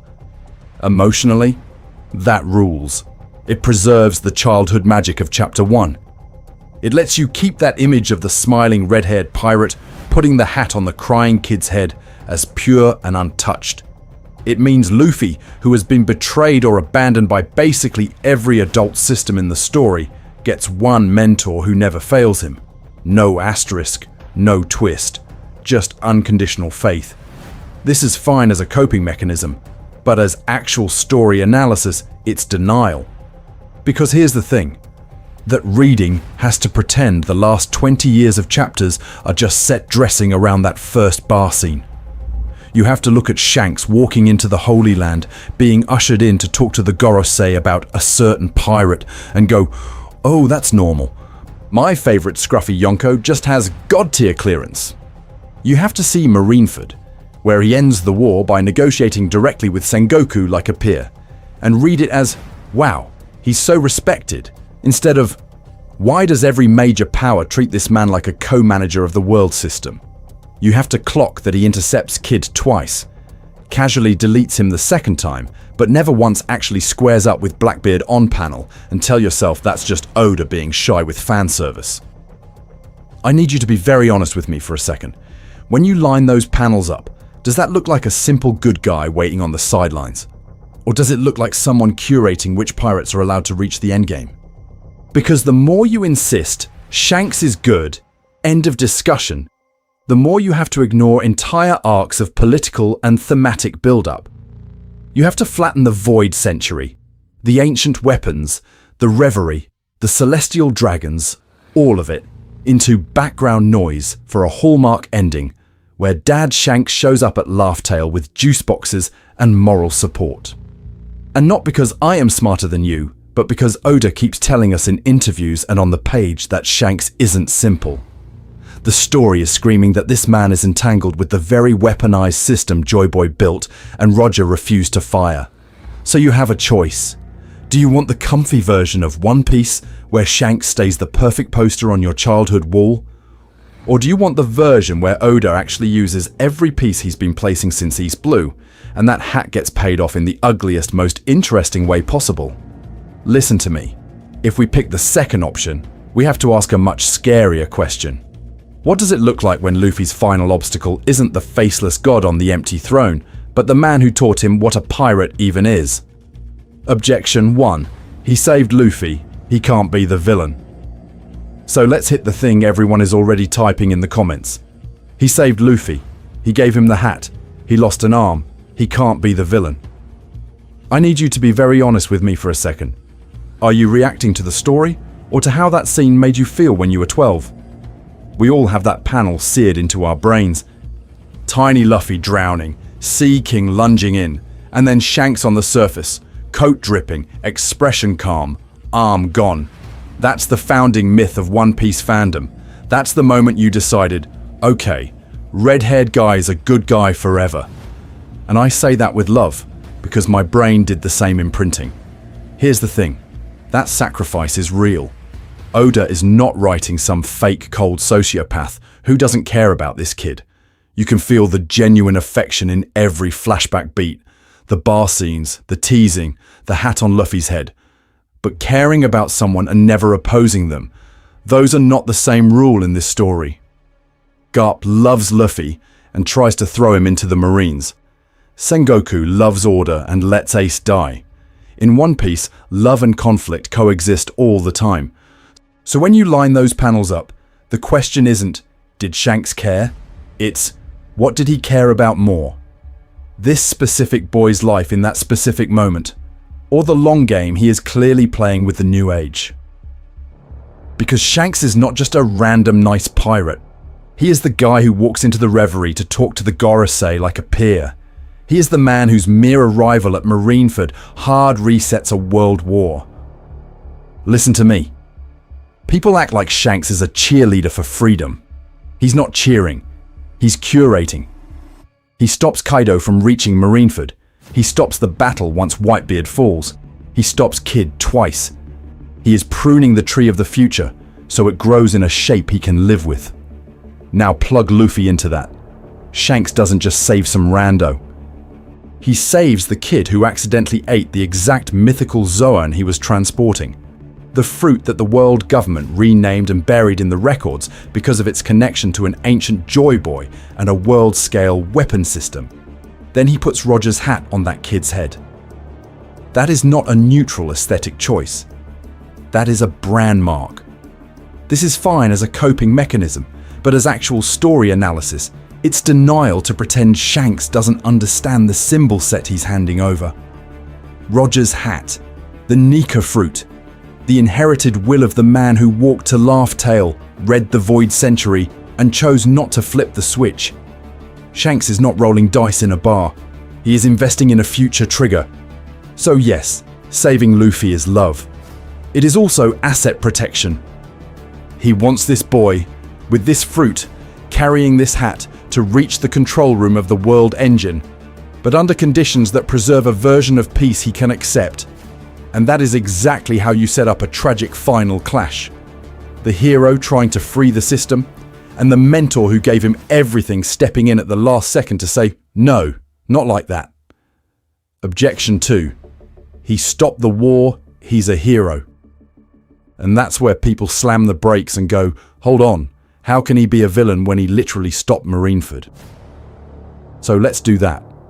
Let's talk about Marineford, because I need you to be very honest with me for a second about what you think heroic means in this story. On the surface, the heroic reading is airtight. Shanks shows up like a red-haired deus ex machina, blocks a Kainu, protects Kobe, shields the remaining Whitebeard pirates, and with one sentence makes Sengoku stand down. He ends the senseless bloodshed, saves countless lives, and even gives Whitebeard and Ace proper burials. You look at that and go, that's my good Yonko, that's my guy. And I say that with love, because I did the same thing. Here's the thing, in isolation, that act is good, it is mercy. But you cannot stop the analysis there. You have to ask, whose lives are being preserved and under what system are they going back to live? Shanks is not dismantling anything at Marineford. He is pressing pause on a massacre so that the same world government, the same celestial dragons, the same genocidal machine can keep existing tomorrow. When you line those panels up, it gets worse. By arriving when he does, Shanks prevents two extremes from happening. On one side, he cuts off Blackbeard's immediate escalation. Teach is hyped up, testing his new powers, openly talking like a man ready to push this war into true Void Century weapon chaos. On the other side, he stops the Marines from committing to a full genocidal cleanup of every pirate on that battlefield. He freezes the board in a new configuration. Whitebeard gone, Ace gone, Blackbeard empowered. But the basic architecture of power still intact. That is not revolution. That is crisis management. A true revolutionary hero in that moment does not just say, end the war. A true revolutionary hero walks into the center of the world's biggest broadcast and says, here is what the celestial dragons did at God Valley. Here is what Ohara burned for. Here is the ancient history they erased. You have the cameras. You have the moral high ground. You have the fleet on its knees. You demand systemic concessions or you expose the crimes. You don't just negotiate body retrieval and then go home. And listen to me. Shanks absolutely has that information. This is the man who can stroll into the room of the gods during the reverie and get a private audience with the Gorosei to talk about a certain pirate. That is not a man at war with the system. That is a man trusted by it. So no, Marineford doesn't clear him. It defines him. Shanks's heroism is conditional. He protects people from chaos, not from oppression. His dream is a controlled peace, not liberation. And if Luffy's dream is the opposite, then Marineford isn't proof Shanks can't be the final villain. It's proof he's been auditioning for that role the entire time. Because once you accept that, we need to talk about what else he chooses to stop, and what he very carefully chooses not to. Objection 3. Oda would never do that to us. And this is exactly where you get the pushback. The emotional one. The no, Oda loves us. He would never objection. You know this speech by heart. One Piece is about hope, about found family, about the goofy red-haired guy who put the hat on the kid's head. Shanks is the origin point of the dream, so turning him into the final ideological wall, that feels like betrayal. That feels like Oda walking into your childhood bedroom and setting fire to the poster. And I say that with love, because I get why you reach for that. But listen to me. This is fine as a coping mechanism, but as actual story analysis, it's denial. Oda does not protect your nostalgia. He weaponizes it. Water 7 is literally him taking the safest thing in the story, your crew, your shipwright, the funny pigeon guy, and twisting the knife. CP9 are introduced as bumbling government employees and a pet. Then, one day, the masks come off, and suddenly, the people you trusted are the ones dragging Robin back into hell. Same pattern with the world government. Early on, it's Marines are goofy but decent. Justice is a bit overzealous. Then we get Enies Lobby's Buster Call, O'Hara's genocide, the Void Century cover-up. The flag you thought meant order becomes a symbol of an ancient crime scene. Oda takes the background wallpaper of the story and reveals it's blood-stained. Dressrosa. That arc is Oda looking you in the eyes and saying, "Remember how you laughed at toys in One Piece? Chopper, Frankie, the living objects gag? Cool." Now every smiling toy is a disappeared person screaming on the inside while the world forgets them. Cute becomes horror the second you have the full picture. Here's the thing, that is his favorite trick. Recontextualization. Taking something you thought was safe, or funny, or emotionally uncomplicated, and then, when you line those panels up years later, you realize it was always a mask. Not because I am smarter than you, but because Oda builds for the reread. So why would Shanks be exempt from that pattern? The childhood hero is the ultimate test case. If One Piece is a story about freedom versus control, then making Shanks the gentle, laughing mentor, the final champion of controlled peace, is exactly the kind of bittersweet, thematically loaded twist Oda lives for. It's not cruelty for shock value, it's heartbreak as a stress test. Can Luffy's dream survive when the person who first validated it stands in his way? I need you to be very honest with me for a second. Does that sound out of character for Oda, or does it sound like the logical escalation of everything he's been doing since Arlong Park? So the real question isn't, would Oda do this to us? The real question is, hasn't he been quietly telling us for years that this is where Shanks is headed, and we just refuse to believe him? Because once you accept that possibility, you have to go back and reread every Shanks scene like evidence at a crime scene. Roger's laugh as a horror story. So if every Shanks scene is evidence, we need to talk about the loudest piece of evidence Oda keeps shoving in your face and you keep reading as a meme. Roger's laugh. You know the scene. End of the road, last island, the crew steps onto Laugh-Tale, reads the true history, sees the One Piece, and Roger just explodes. He laughs so hard he names the island after it.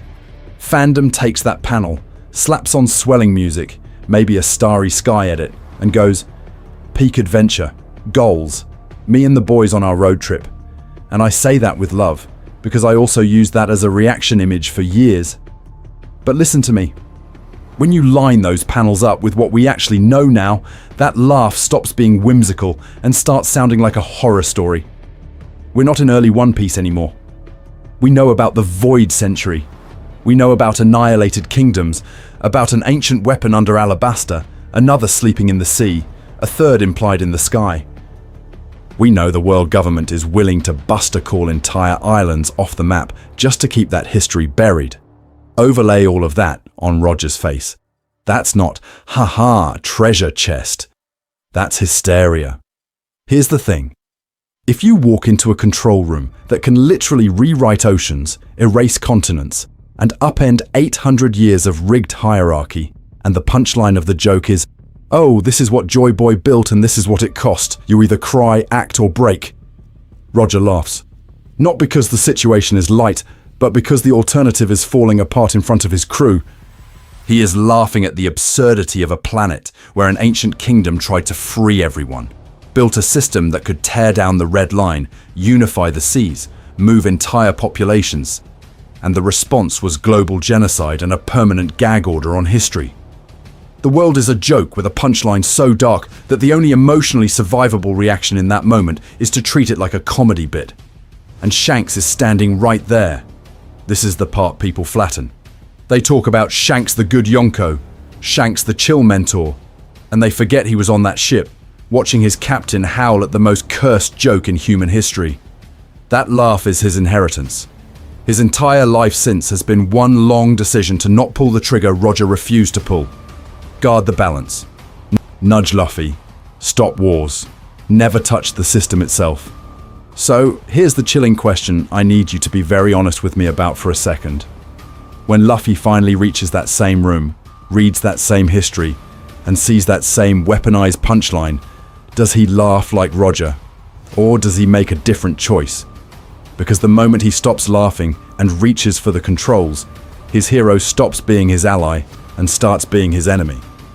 And if you think Oda hasn't been writing toward that collision, you're still using Roger's laugh as a coping mechanism. This is fine as a coping mechanism, but as actual story analysis, it's denial. Joy turned inside out. When Luffy's dream becomes a threat. So let's talk about why that laugh is dangerous. Because we all met Luffy as this rubber idiot whose dream was basically eat meat, have adventures, become Pirate King. That's it. East Blue frames it as pure, harmless joy. He stretches, he yells about freedom, he punches a clown. You're not thinking, yes, world-ending variable entering the chat. You're thinking, this is my special boy and I will protect him. And I say that with love, because my brain did the same thing. But here's the thing. Oda has been quietly turning that goofy dream into a metaphysical weapon. At first, Pirate King is just the freest man on the sea. Cute. Then you hit Sabayodi, and suddenly his will is shaking a celestial dragon's face in front of the whole world. Marineford? His scream stops giants, Whitebeard, even Mihawk. His presence is a battlefield modifier. Then Wano rips the mask off. Gear 5 isn't just a power-up, it's the story telling you in flashing neon that Luffy's dream is literally Joy Boy's will rebooted. Nika, the sun god, a being whose freedom is so extreme reality itself starts behaving like a gag manga around him. Buildings bounce, lightning becomes a jump rope. Death scenes lose meaning because imagination overwrites physics. When you line those panels up, the joke stops being a joke. Egghead doubles down. The Gorosei don't talk about Luffy as annoying pirate. They talk about him like a systemic threat. This fruit chose to evade them for centuries. His laughter has a name in the void century. His existence pulls ancient history, weapons, and prophecies into alignment. It's not just that he might topple the world government politically. It's that his very awakening destabilizes the operating system of the world. Now I need you to be very honest with me for a second. If you're Shanks, is that inspiring or terrifying? You watched God Valley. You saw what happens when a Joy Boy-shaped anomaly meets a world-scale weaponized system. An island vanishes, bloodlines reset. A baby in a treasure chest survives by accident. From his perspective, the last time this kind of uncontrolled freedom brushed against the engine room of history, the map changed in fire. So the kid he loves, the kid he bet his arm on, grows up to be that. Not just a happy pirate, but the reincarnated spark of the same ancient force that destroyed an entire kingdom and almost did it again. This is fine as a coping mechanism, but as actual story analysis, it's denial to pretend Shanks wouldn't be scared. And that's why his eventual opposition isn't less tragic. It's more understandable. He's not trying to crush Luffy's joy. He's trying to contain what that joy might cost everyone else. Controlled peace versus unchained freedom. One man willing to accept chains if it means no more God Valleys, facing another who would rather break the world than let it stay a cage. That's the emotional core of their final clash. Both of them think they're protecting people. They just disagree on whether the world itself deserves to survive unchanged. And if you think Shanks hasn't been acting on that fear already, we need to talk about how he's been quietly steering the entire story from the shadows. Vegapunk, Egghead, and the science of a rigged world. Because here's the thing, once you say Shanks has been steering the story, You run headfirst into the one guy who's actually mapping the machine he's steering. Vegapunk. Egghead is Oda grabbing you by the face and going, "Hey, this world, it's patched together. It's not natural. Pay attention." Vegapunk doesn't just drop fun Void Century trivia. He tells you the sea level itself is wrong. That the world used to be land-heavy, that an ancient war raised the oceans, that the islands we know are the tips of a drowned civilization. The Mother Flame, the ancient energy, the Iron Giant walking toward the Holy Land like it remembers a path that no longer exists. This is not vibes, this is infrastructure. When you line those panels up, Egghead reads like a technical manual for a broken world engine. You've got a scientist explicitly saying, "If this continues, the world will sink," while we cut to Emu casually deleting Lulusia with a sky laser that looks very much like a system command, not a one-off miracle. The geography is a scar. The red line is a firewall. The calm belts are bugged-out side effects. This is a configured environment, not a natural ocean. And Vegapunk is terrified, publicly. The smartest man in the world, the guy who literally cloned himself to increase his brain's throughput, is doing Ohara cosplay with better Wi-Fi.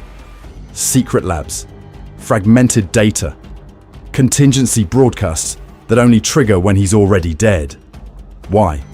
Because he's running the exact same calculation Clover did. If you tell the world the rules are fake, people will try to rewrite them. And the last time someone tried, the ocean came in. Listen to me. That fear is the story quietly confirming that the world flood isn't a metaphor. It's a reactivation risk. Vegapunk isn't warning about climate change, he's warning about someone turning the key on a planet-scale weapon system that was designed to move continents and accidentally, or intentionally, hit wipe. The Iron Giant's ancient directive to attack Mary Geoise, the way it responds to Nika's drums, that's legacy code pinging a control signal it hasn't heard in 800 years. Now ask yourself, who already knows this without reading Vegapunk's research papers? Roger's crew, which means Shanks. Shanks is operating with Laugh-Tail patch notes installed.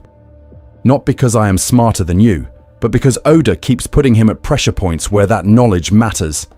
He stops Marineford exactly before the war tips into an escalation spiral. He walks into the Gorosei's room like someone who understands what button they're guarding, not just their bounties.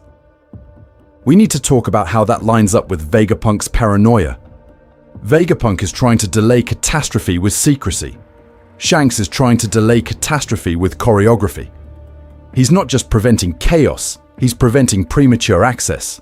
Blocking Kid, pacing Luffy, never letting the right combination of people, poneglyphs, and ancient tech line up too early. And Egghead is the moment that fails. The broadcast goes out. The world hears the word Void Century. Once everyone knows the game is rigged, someone has to decide, do we keep playing or flip the table? Shanks already chose maintain. Luffy is constitutionally incapable of that. So when the dust from Egghead settles, the real question isn't what is the one piece? It's which man gets to define what happens to a broken world engine that's waking up. And the next time Shanks steps on stage, you need to ask yourself, is he there to help Luffy reach the console, or to make sure he never touches it? Emu, Blackbeard, and the Red Herring final bosses. So if Shanks is walking toward the console, we need to talk about the two giant red herrings everyone keeps trying to staple onto the final villain slot. Emu and Blackbeard. Because on paper they look perfect. In the actual story architecture, they're the last bosses before the last boss. Start with Emu, hidden sovereign of the world government, literal throne squatter in a room that's supposed to be empty, living fossil from the Void Century power grab. Emu is not a character, Emu is a function. They are pure stagnation. Fear of change with a crown on. You erase countries, you burn the Ohara library, you flatten Lulusia from orbit with some Uranus-adjacent weapon, not because you have a dream, but because you're terrified someone else might. That's Imu's whole deal. So yes, taking down Emu is mandatory. You cannot free the seas when there is a God King pressing the delete island button whenever history gets inconvenient. But listen to me, that only removes the hard cap on freedom. It doesn't answer what you do with the system once the cap is gone. Defeating Imu is necessary, but it's not sufficient. It's like smashing the lock on a prison and then realizing you still have an entire carceral economy and 3 ancient weapons wired into the walls. Then you have Blackbeard, the fandom's favorite, obvious final boss. And I say that with love because I too am weak for a greasy schemer with 2 fruits and no shame. Blackbeard is Luffy's dark mirror in the cleanest, most on-the-nose way Oda has ever written. Same era, same D, same pirate dream vocabulary. But where Luffy talks about freedom and actually liberates people, Teach talks about dreams while hoarding power, timing opportunities, and leaving ruined islands in his wake. He's the selfish version of piracy. The guy who heard Roger's execution speech and went, "Oh, sick, a once-in-a-lifetime arbitrage opportunity." Structurally, that makes him the perfect mid to late saga boss. He forces Luffy to confront the temptation to use this world-scale weapon system as a personal amplifier. Take the One Piece, stack it on Gear 5, become Pirate King as a monarch, not as a symbol. When you line those panels up, from Banaro Island to Impel down to Hachinosu, it's a long, ugly mirror being built. But here's the thing, Blackbeard can't give you betrayal. He's never been Luffy's mentor, never saved his life, never put the hat on his head. Beating Teach is beating the bad pirate. Emotionally satisfying, yes. Final ideological test, no. After Imu's stagnation is shattered and Teach's opportunism is buried, the story still needs to ask Luffy one last question. Can you choose freedom over comfort when the person in your way is someone you love and owe everything to? Not because I'm smarter than you, but because Oda has been quietly setting that up since chapter 1. And that's where Shanks walks back in, not as the secret devil, but as the most persuasive argument for controlled peace you could possibly put in front of a boy who just wants everyone to be free. Shanks versus Dragon. 2 ways to hate chaos. Because here's the thing. Shanks is not the only man in this story who looked at the world government, at the Void Century cover-up, at the weaponized treasure of the ancient weapons, and went, "This is wrong." He's just the one who decided the answer was manage it. Dragon looked at the same machine and said, "Burn it." We need to talk about Dragon's goal in a way that isn't just mysterious cool dad with a tattoo. The story actually tells you what he wants. From Logetown to Baltigo through Sabo's flashbacks, you get the same thesis. Overthrow the world government, liberate oppressed nations, and build a world where people can actually live free from tyranny, not just get a nicer collar. He's not trying to get a seat at the Reverie. He's trying to make the Reverie impossible. And I need you to be very honest with me for a second. That is not a reformist project. That is a controlled demolition of the current world order. Dragon is completely willing to embrace chaos and war as the cost of dismantling an unjust system. He builds an army, destabilizes kingdoms, weaponizes information about the Void Century and the Celestial Dragons. This is not, let's file a petition. This is, some people are going to die, so fewer people have to live like this forever. Shanks, on the other hand, keeps showing you the opposite instinct. He hates unnecessary suffering. He hates random bloodshed. He walks into Marineford, throws his weight around, and stops the war because the carnage has crossed his internal line. He intercepts Kaido so the Navy doesn't get flattened. He warns Kid twice because he doesn't want another meaningless massacre. When you line those panels up, you don't get a revolutionary. You get a crisis manager. Listen to me. Both of these men fear chaos. They've both seen what happens when power spirals, but Dragon fears a world where nothing ever changes more, where the celestial dragons keep their human hunting grounds forever. Shanks fears a world where change spirals beyond anyone's control, where the ancient weapons and the One Piece system get lit up by the wrong idiot at the wrong time, and the map never recovers. Same diagnosis, opposite triage. This is fine as a coping mechanism, but as actual story analysis, it's denial to pretend those philosophies can peacefully coexist once Luffy reaches the control room. Luffy is emotionally raised on Shanks' kindness, but ideologically raised on Dragon's absence. His entire journey is freedom first, crown never. Even if that freedom means punching a celestial dragon on live TV and kicking off a global incident. So who does he line up with when the final switch is in front of him? The dad who said, "Overthrow it," or the hero who keeps saying, "Not yet, it'll break"? Not because I am smarter than you, but because Oda keeps pushing him toward Dragon's willingness to risk everything. You are watching a collision course with Shanks' philosophy of controlled peace being written in real time. And if that sounds abstract, stay with me, because the moment you plug this into how Shanks actually behaves around the system, the mask slips fast. The final ideological wall. Freedom versus peace. So here's where the mask actually comes off. We need to talk about what Luffy is walking toward and what Shanks is standing in front of, because once you plug the Void Century system into their philosophies, you stop seeing a cool mentor and you start seeing a wall. Luffy's freedom is not vague. It's not "do whatever you want, bro." It's no cages, no gods, no world nobles on a sky throne deciding who gets to exist. It's a world where nobody is structurally above anyone else, where a fisherman kid and a celestial dragon brat are not born into different species of humanity by law. It's people choosing their own lives, even when they screw up, even when it leads to chaos, because the alternative is someone else choosing for them. Shanks' peace is also not vague. It's Marineford. A Yonko walks in, snaps his fingers, and the carnage stops.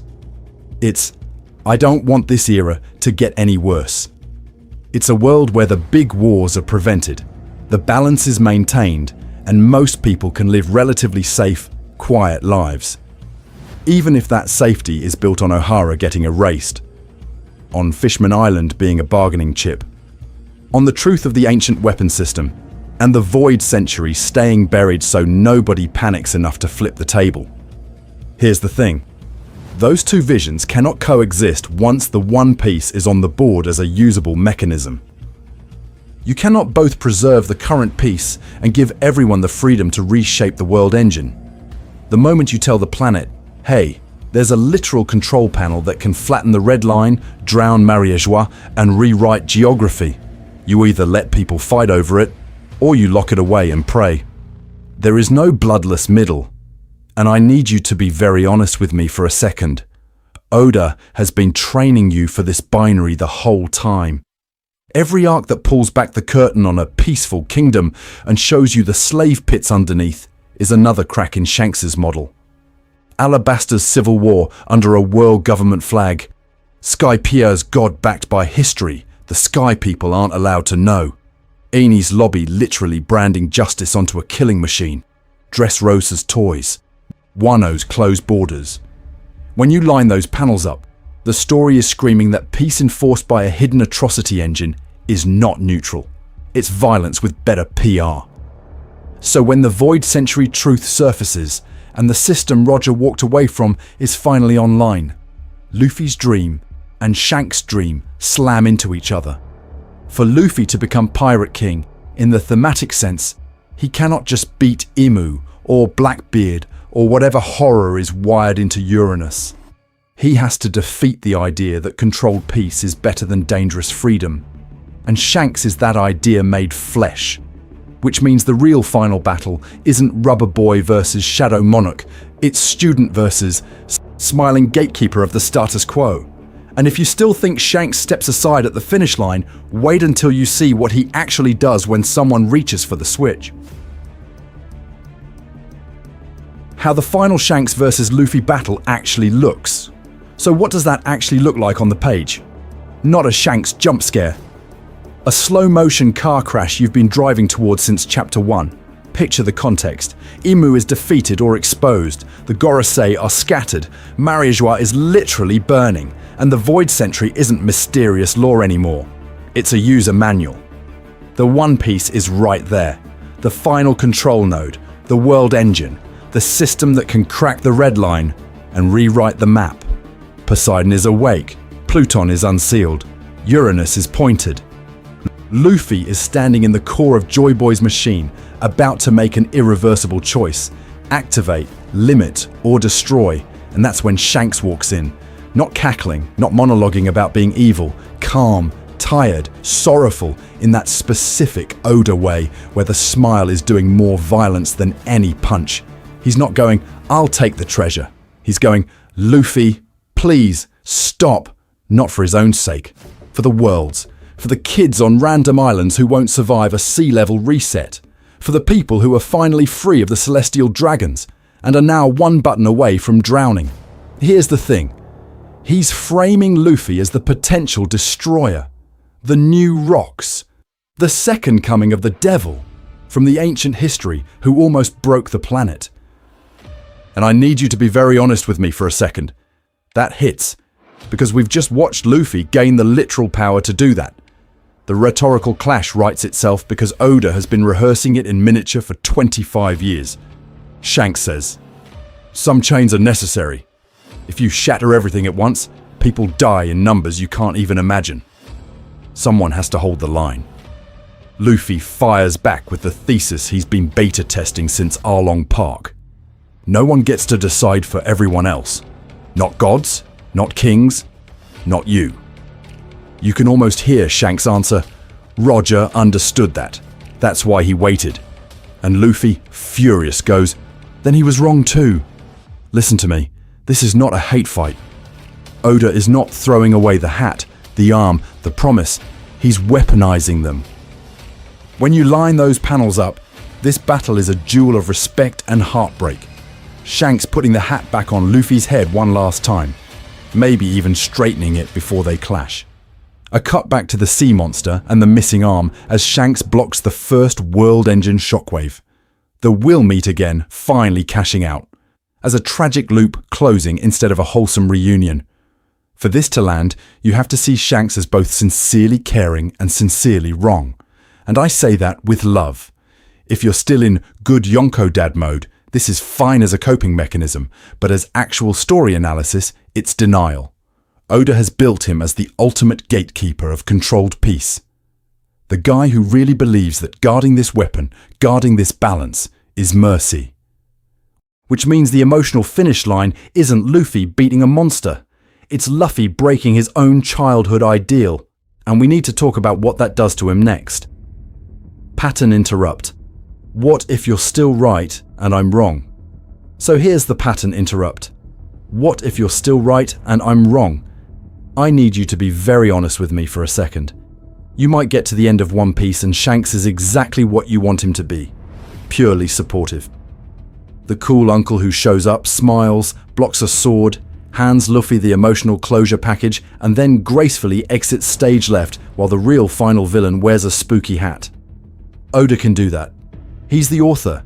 He can wake up tomorrow and decide Shanks is the patron saint of healthy masculinity and barbecue. And listen to me, there are panels that back you up. We see Shanks drinking with his crew, laughing until he cries, betting his arm on the next generation. We see him bragging about Luffy's bounty like a proud dad at a school recital. We never see him kick a puppy, torture a hostage, or do the cartoonishly evil thing. When you line those panels up, the straightforward reading is comforting. Shanks is good. The end. This is fine as a coping mechanism, but as actual story analysis, it's denial. Not because I'm smarter than you, but because treating him as safe Yonko lets you duck the themes Oda keeps hammering. Power, peace, complicity.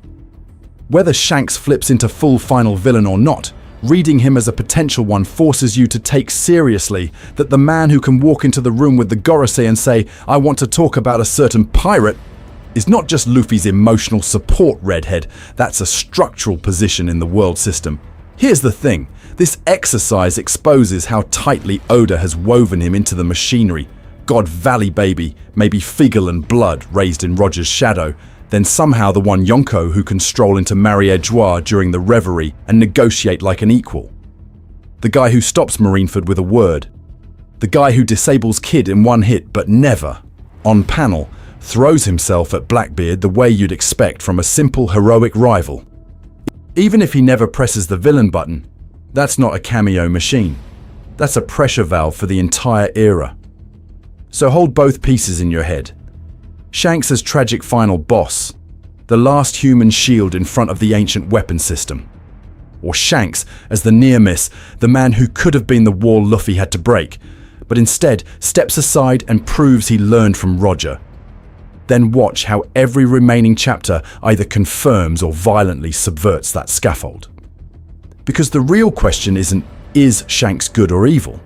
The real question is, when the system finally moves, does he move with it or against it? Soft recap. The case against good Yonko Shanks. So before we sprint into endgame speculation, I need you to be very honest with me for a second.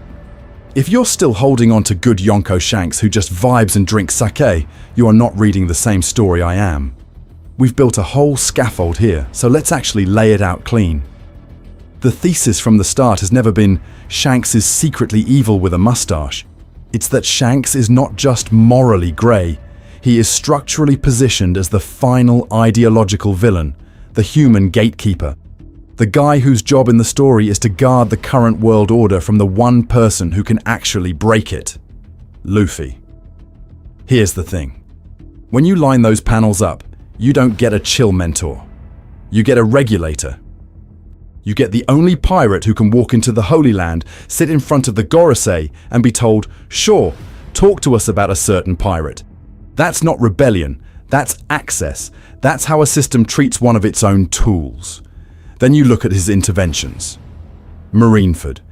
Shanks shows up late, after Whitebeard is dead, after Ace is gone, and stops the war with one sentence. He negotiates directly with Sengoku, gets the bodies, closes the book. He doesn't topple the Navy. He doesn't touch the Celestial Dragons. He caps the chaos at a level the system can recover from, and even uses it to usher in the new era the way he prefers. Elbaf and Kid? Same pattern. He warns Kid once, then later obliterates him and his crew in one swing. And I say that with love. If your coping mechanism is, well, Kid was reckless, that's fine as a coping mechanism. But as actual story analysis, it's denial. Shanks is selectively brutal. He prunes threats. He has never, on screen, taken that energy to Mary Geoise, to the slave brands, to the Tenryubito system itself. Layer on his origin, God Valley. Figaland implications. A baby in a treasure chest on Roger's ship. Potentially a world noble asset raised by the Pirate King. That is not random flavor. That is Oda giving you a world government-bred weapon who inherits Roger's will and his access in one package. Now plug him into the system model we've been building. Void Century as blueprint, ancient weapons as subsystems, One Piece as trigger. Shanks is the human firewall. He regulates when and how anyone gets near that control node. He delays Blackbeard here, blocks Kid there, nudges Luffy's growth, but keeps him away from the real switch until the right moment. Emotionally, this flips everything. Roger's laugh at Laugh-Tale stops being ha-ha goofy treasure and becomes a hysterical break at the horror and responsibility of a planet-scale weapon. Luffy's dream isn't a cute party fantasy. It's an existential threat to the current world architecture. And Shanks? He's the inheritor of Roger's deferred responsibility, the one who actually tries to manage that burden instead of just inspiring chaos. So, going forward, we're going to tie this back to Oda's broader themes. Freedom versus controlled peace, inherited wills versus inherited systems, and what it means for the ending if the last wall Luffy has to break isn't Imu in a shadow throne, but the smiling hero who started his journey. Because if that's true, it doesn't just change how One Piece ends. It retroactively changes what Shanks has meant to you this entire time. Oda's favorite trick, turning comfort into dread. So let's zoom out for a second, because this isn't just a Shanks thing, this is an Oda thing. Oda's favorite magic trick in this story is taking the panel that made you feel safe, and 10 volumes later, quietly revealing that it was a loaded gun on the wall the entire time. Think about the Going Merry. At first it's a gag ship. It has a sheep face, it bonks people, it's drawn like a plushie. You're not supposed to be afraid of it. And then, when you line those panels up from Syrup Village to Water 7, that cozy little boat dies on screen in one of the rawest funerals in Shonen. The same design language that screamed mascot becomes a visual for decay and exhaustion. The comfort was the setup. Chopper is the same move. Cute reindeer, blue nose, comedy doctor, monster as a running joke. Then you get his backstory and realize the monster form is literally his trauma-made flesh, and the candy-colored flashbacks are about genocide by medicine. The toys of Dressrosa? Go back to your first read. You thought, oh, whimsical island, Oda being Oda. Then you learn those toys are erased people, families ripped apart, a whole population living a horror movie under a Saturday morning cartoon filter. Even the Celestial Dragon's introduction is this. At first, they're almost too ridiculous to be scary. Fishbowls on their heads, fat, petty, cartoonishly evil. You laugh because the design is clownish. Then Sabaody hits, and that same clown shoots a slave in the street and puts a collar on Cammy, and your stomach falls out. The joke silhouette was a mask for systemic horror. Here's the thing. After 25 years of this, you are trained, whether you admit it or not. This is fine as a coping mechanism, but as actual story analysis, it's denial to pretend that all that's wholesome parts of One Piece are off limits. Oda has conditioned you. Anything that feels too safe, too pure, too untouched by the Void Century is a candidate for later heartbreak or dread. So now put Shanks under that light. The ultimate comfort character. The guy whose first major act is smiling through losing an arm to save a crying kid. He shows up to stop wars, to protect Luffy, to give speeches about betting on the new age. He's been held back, idealized, mythologized for decades. And I need you to be very honest with me for a second. Does that look like how Oda treats simple, static good guys? Not because I'm smarter than you, but because we've all read the same pages. When Oda underuses someone this hard, it's never because he forgot. It's because he's hoarding them.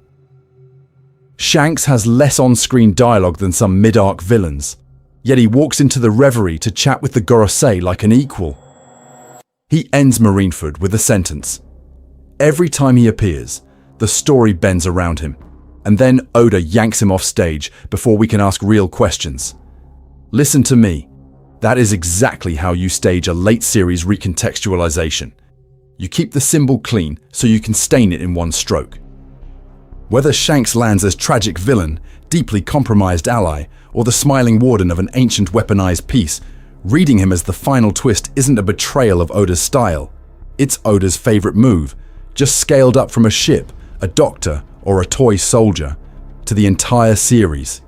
And if that's the pattern, then the next question isn't, is Shanks good or evil? We need to talk about what, exactly, he's been protecting this whole time. What this ending would say about power and responsibility. What he's been protecting is not just a secret, it's a lifestyle. It's an answer to the question, what do you do when you have the power to end the world? And Shanks' answer is very, very adult. Here's the thing, Shanks is what happens when you actually think through the trolley problem. You've seen his whole deal at Marineford, right?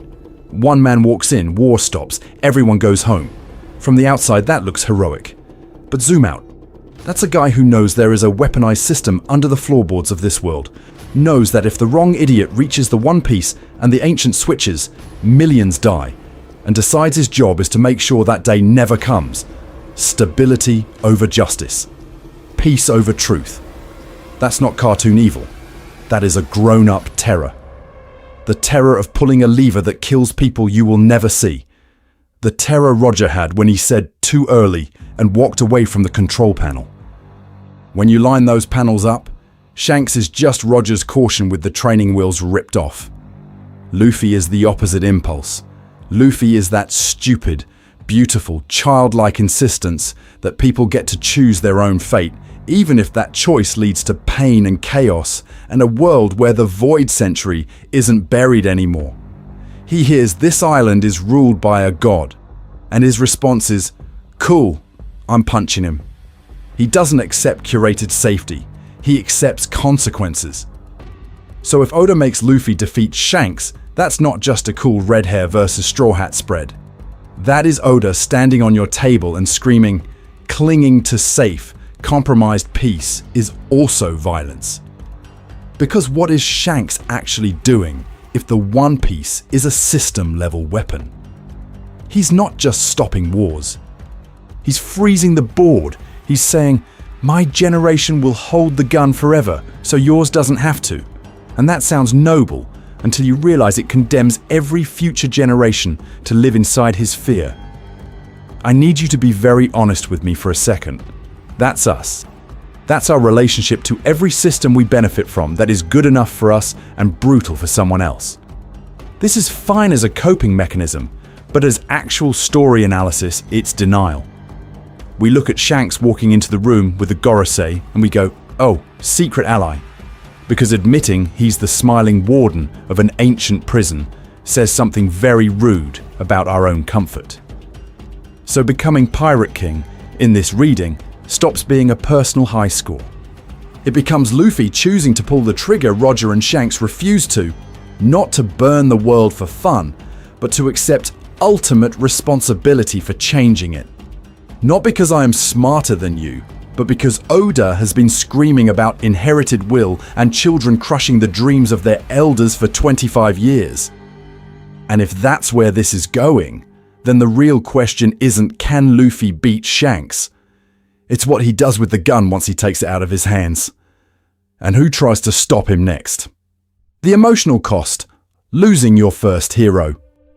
So if Luffy is about to rip the gun out of Shanks' hands, we need to talk about what that actually cost you, not just in power scaling charts, in your chest. Because listen to me, for a huge chunk of you, Shanks was the first cool adult you ever saw in manga. Laid back at the bar, laughing off insults, letting the mountain bandit pour beer on his head. Kind to the weird little kid, secretly terrifying when it mattered. He walked into your life and quietly rewired your idea of what a grown man in a story could be. He wasn't a dad, he wasn't a teacher, he wasn't a cop. He was this unbothered force of nature who didn't care about status or titles, who could clown around with Makino one panel and stare down a Sea King the next. And Oda frames that as Luffy's first safe harbor, the first adult who says, your dream is valid, go further than me. So when I say final villain Shanks, I need you to be very honest with me for a second. That doesn't just feel like a plot twist, it feels like a personal betrayal. It's like waking up and realizing the chill older brother you worshipped is actually the one calling the cops on your friends. That's the emotional weight here, and that is exactly why it works. Because Luffy's journey is not about preserving the childhood shrine in his head, it's about outgrowing it. He has to move past the myth of red-haired Shanks, symbol of freedom, and look straight at the man who walks into a room of gods during the reverie and talks like an equal. The man who stops wars on command, who chooses when the age of pirates escalates and when it cools off. When you line those panels up, you're not looking at a carefree mentor. You're looking at a guardian of the status quo. Here's the thing. Coming-of-age stories don't land unless an idol dies. Sometimes literally, sometimes just in your head. That moment where you realize, oh, the people I admired are also the people propping up the system I hate. That's the Void Century in miniature. Joy Boy fails, Roger steps back, Shanks maintains the balance, and Luffy has to be the one who says, no, we're actually ending this. And I say that with love. Clinging to pure, flawless mentor Shanks is fine as a coping mechanism, but as actual story analysis, it's denial. Great stories hurt you on purpose. They make you kill your heroes so you can stand on your own. None of this erases what Shanks did. He still saves Luffy from the Sea King. He still bets his arm on the next generation. That piece of the history is real. The kindness is real. The hat is real. But the story refuses to let that early goodness function as a lifetime moral credit card. You don't get to traumatize a child in chapter 1 and then say, well, I did one good thing, so I'm allowed to protect a world-scale weapon system forever. The tragedy, and the power, is that Luffy will have to punch through the man who made him want to go to sea, precisely because that man can't let him finish the voyage. And once you accept that, the next question becomes brutal. What does it do to Luffy, and to you, when the last war between him and the One Piece is the smile you grew up trusting? If Shanks is the final villain, what is the One Piece really? So if the last wall between Luffy and the One Piece is Shanks' smile, then we have to ask the question everybody keeps dodging. What is behind that wall that makes Shanks draw his sword on his own successor? Because listen to me, you do not get a Marineford ending, Gorosei visiting, war-stopping Emperor of the Sea to go, actually Straw Hat, you can't have it, over a chest of gold and a good punchline. You don't commit Shanks as a final villain candidate for a mp4. If he's willing to oppose Luffy, the One Piece has to be real, material, and terrifying. Here's the thing. A joke treasure does not justify the Void Century genocide, 3 ancient weapons, a world government obsessed with erasing history, and Imu sitting on a map like a bored god with a laser pointer. This is fine as a coping mechanism, but as actual story analysis, it's denial. The only reading that holds up is that the One Piece is the control node. Either the activation key for a world engine, the recorded will of the ancient kingdom telling Joy Boy 2.0 how to reboot the planet, or both in one neat, horrible package. You reach Laugh-Tale, you slot in the poneglyph data, and suddenly the system wakes up. Pluton unchained, Poseidon given coordinates, Uranus pointed at the sky, red line marked break here. And alongside that, a message. When the chosen idiot with the sun god fruit arrives, push this button and end the age of dragons. That's what Roger saw. When you line those panels up, we were too early. Stops being poetic and becomes, we found the admin panel and refused to hit execute. Which makes Roger's choice a moral cop-out. He looks at a world-scale weaponized reset, decides he doesn't want the blood on his hands, and punts it to the future with a smile and an execution speech. Shanks takes that punt and turns it into a lifelong project.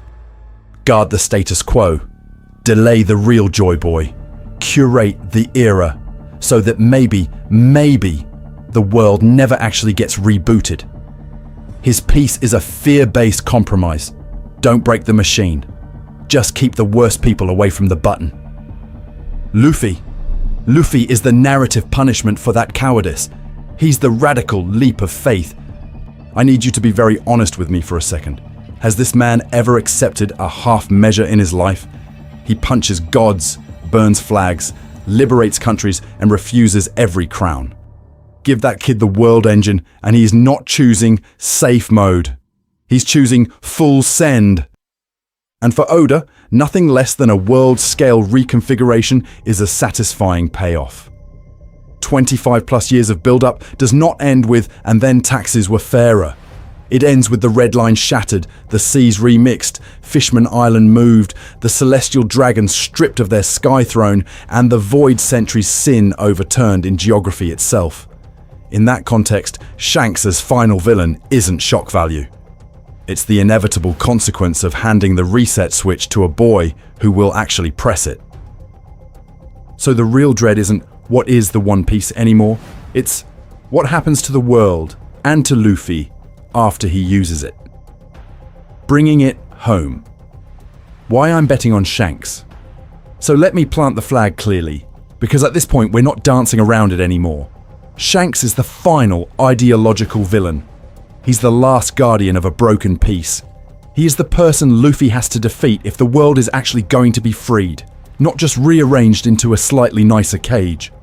And when you line those panels up, it stops feeling like a hot take and starts feeling like the only version of the story that actually cashes the checks Oda has been writing since the Void Century was first teased.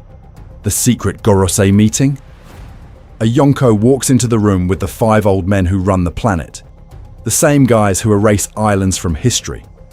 And he talks to them about a certain pirate, like an equal. That is not rebel behavior. That is a stakeholder checking on the asset. Marineford's timing. Shanks doesn't arrive to save Ace. He arrives to cap the escalation at the exact moment the world government's legitimacy is about to shatter on live TV. He stops the weaponized spectacle from going one step too far. End the war.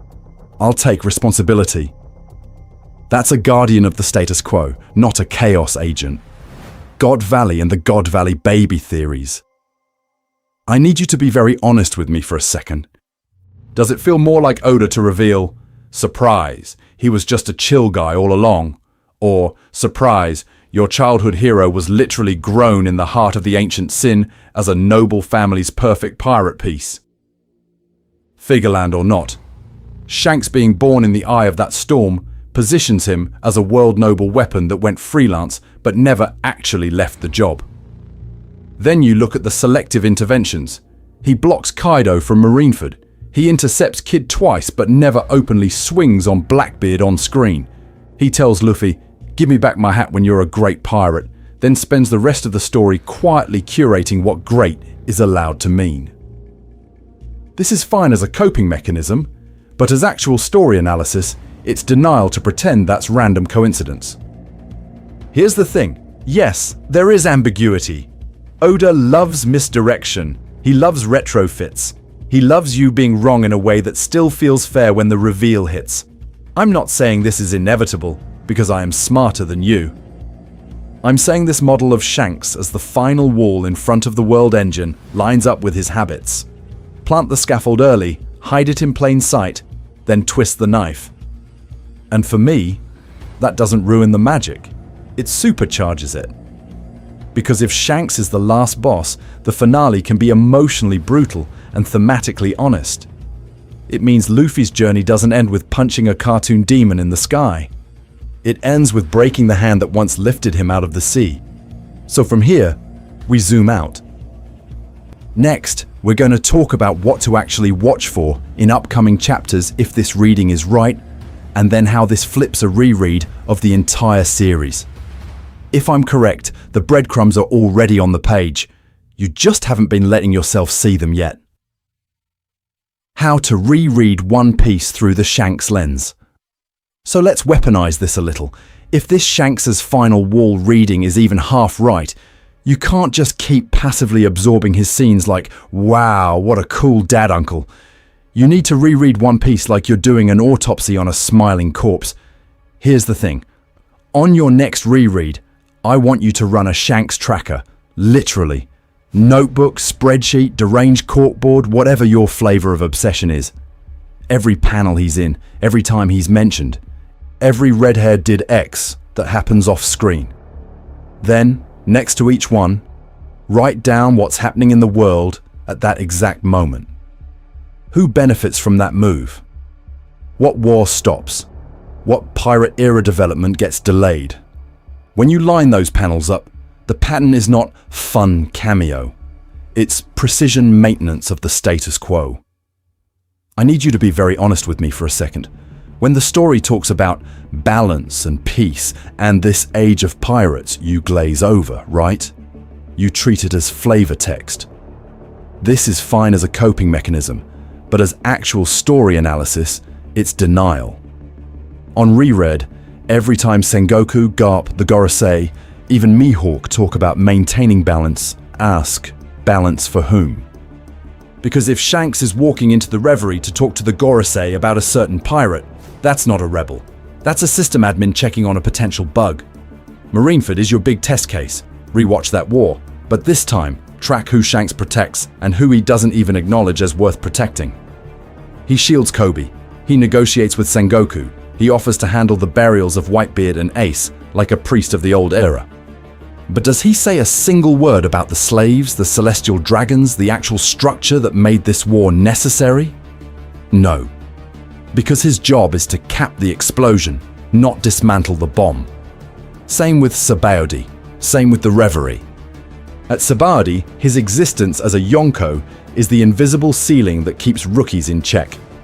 At Reverie, his literal presence in a room of gods gets framed as, wow, he's so trusted, and you went, cool. Not because I am smarter than you, but because Oda staged it to feel safe. On reread, refuse that comfort. And every Shanks smile? Ambiguous. Treat it like a quantum object. Is that warmth at Luffy's dream? Resignation that he'll have to stop him later? Or cold calculation that this kid is finally the right key for the ancient weapon system Roger wouldn't use? Play all three readings in your head. Watch how the tone of his scenes fractures. Listen to me. This is not a hunt for gotcha, Shanks evil panels. It's a way to appreciate how disgustingly dense Oda's scaffolding is around a man who barely appears. You're not disproving your old Shanks, you're stress testing him. And once you've done that, we need to talk about forward-looking stuff. What to actually watch for in upcoming chapters if Shanks really is the final ideological boss fight. Your hero, your final boss, where we go from here. So let's zoom out, because if you made it this far with me through the red-haired brain maze, you've basically done emotional parkour. We went from Shanks as the warm, beer-scented comfort character who kickstarts the story, to Shanks as the potential final villain who walks into a room of gods and gets treated like an equal. That is a violent upgrade. That changes what you think One Piece has been doing for 25 years. Here's the thing. Once you let yourself see him as a systemic actor instead of a dad with good timing, the whole series tilts. The God Valley baby, the possible Figurland blood, the private reverie chat with the Gorosei about a certain pirate, Marineford ending because he says stop and everyone just does. When you line those panels up, Shanks isn't a cameo. He's infrastructure. He's the guy making sure the ancient weapon level stakes never get fully online until he approves the user. And I need you to be very honest with me for a second. That makes the story better. Even if Oda never goes full Shanks final boss, big evil grin, orchestra swelling, just taking him seriously as someone defending a controlled peace against Luffy's dangerous freedom makes the endgame sharper. It means the last fight isn't just punch the obvious monster in the Void Sentry chair. It's what do you do when your hero is the wall? Because whether Roger was too early or too scared to push the button, Shanks is the guy who inherited that hesitation. He protects the status quo by stopping wars, trimming threats like Kid, steering Luffy's growth from a distance. This is fine as a coping mechanism, but as actual story analysis, it's denial to pretend that has no ideological weight. He's not just nice, he's choosing safety over rupture every time. So now I want your version. Is Shanks to you a tragic guardian who knows the system is rotten but thinks a controlled decay is the only survivable path? A secret mastermind who's been farming pirates as pieces on a board since God Valley? A misunderstood ally who's going to flip on the Gorosei at the exact right second and prove me completely wrong? Not because I am smarter than you, but because Oda loves humiliating people like me who overconnect everything. Tell me in the comments. Drop the Shanks panel that hits different now, Marineford, the Gorosei meeting, the bet it on this era smile, and explain how you read it. Tell me which part of this model you hate. Tell me which endgame theories this unlocks for you. Imu as mid-boss, Blackbeard as Chaos Gremlin, Shanks as the final ideological filter before the weapon system comes online. And listen to me. When we actually get that final battle, and Luffy has to choose between safe peace and dangerous freedom, which side are you on? Are you ready if your answer means fighting Shanks? Because the next piece of this puzzle is asking what happens to the world if Luffy wins that argument, and what happens if he loses.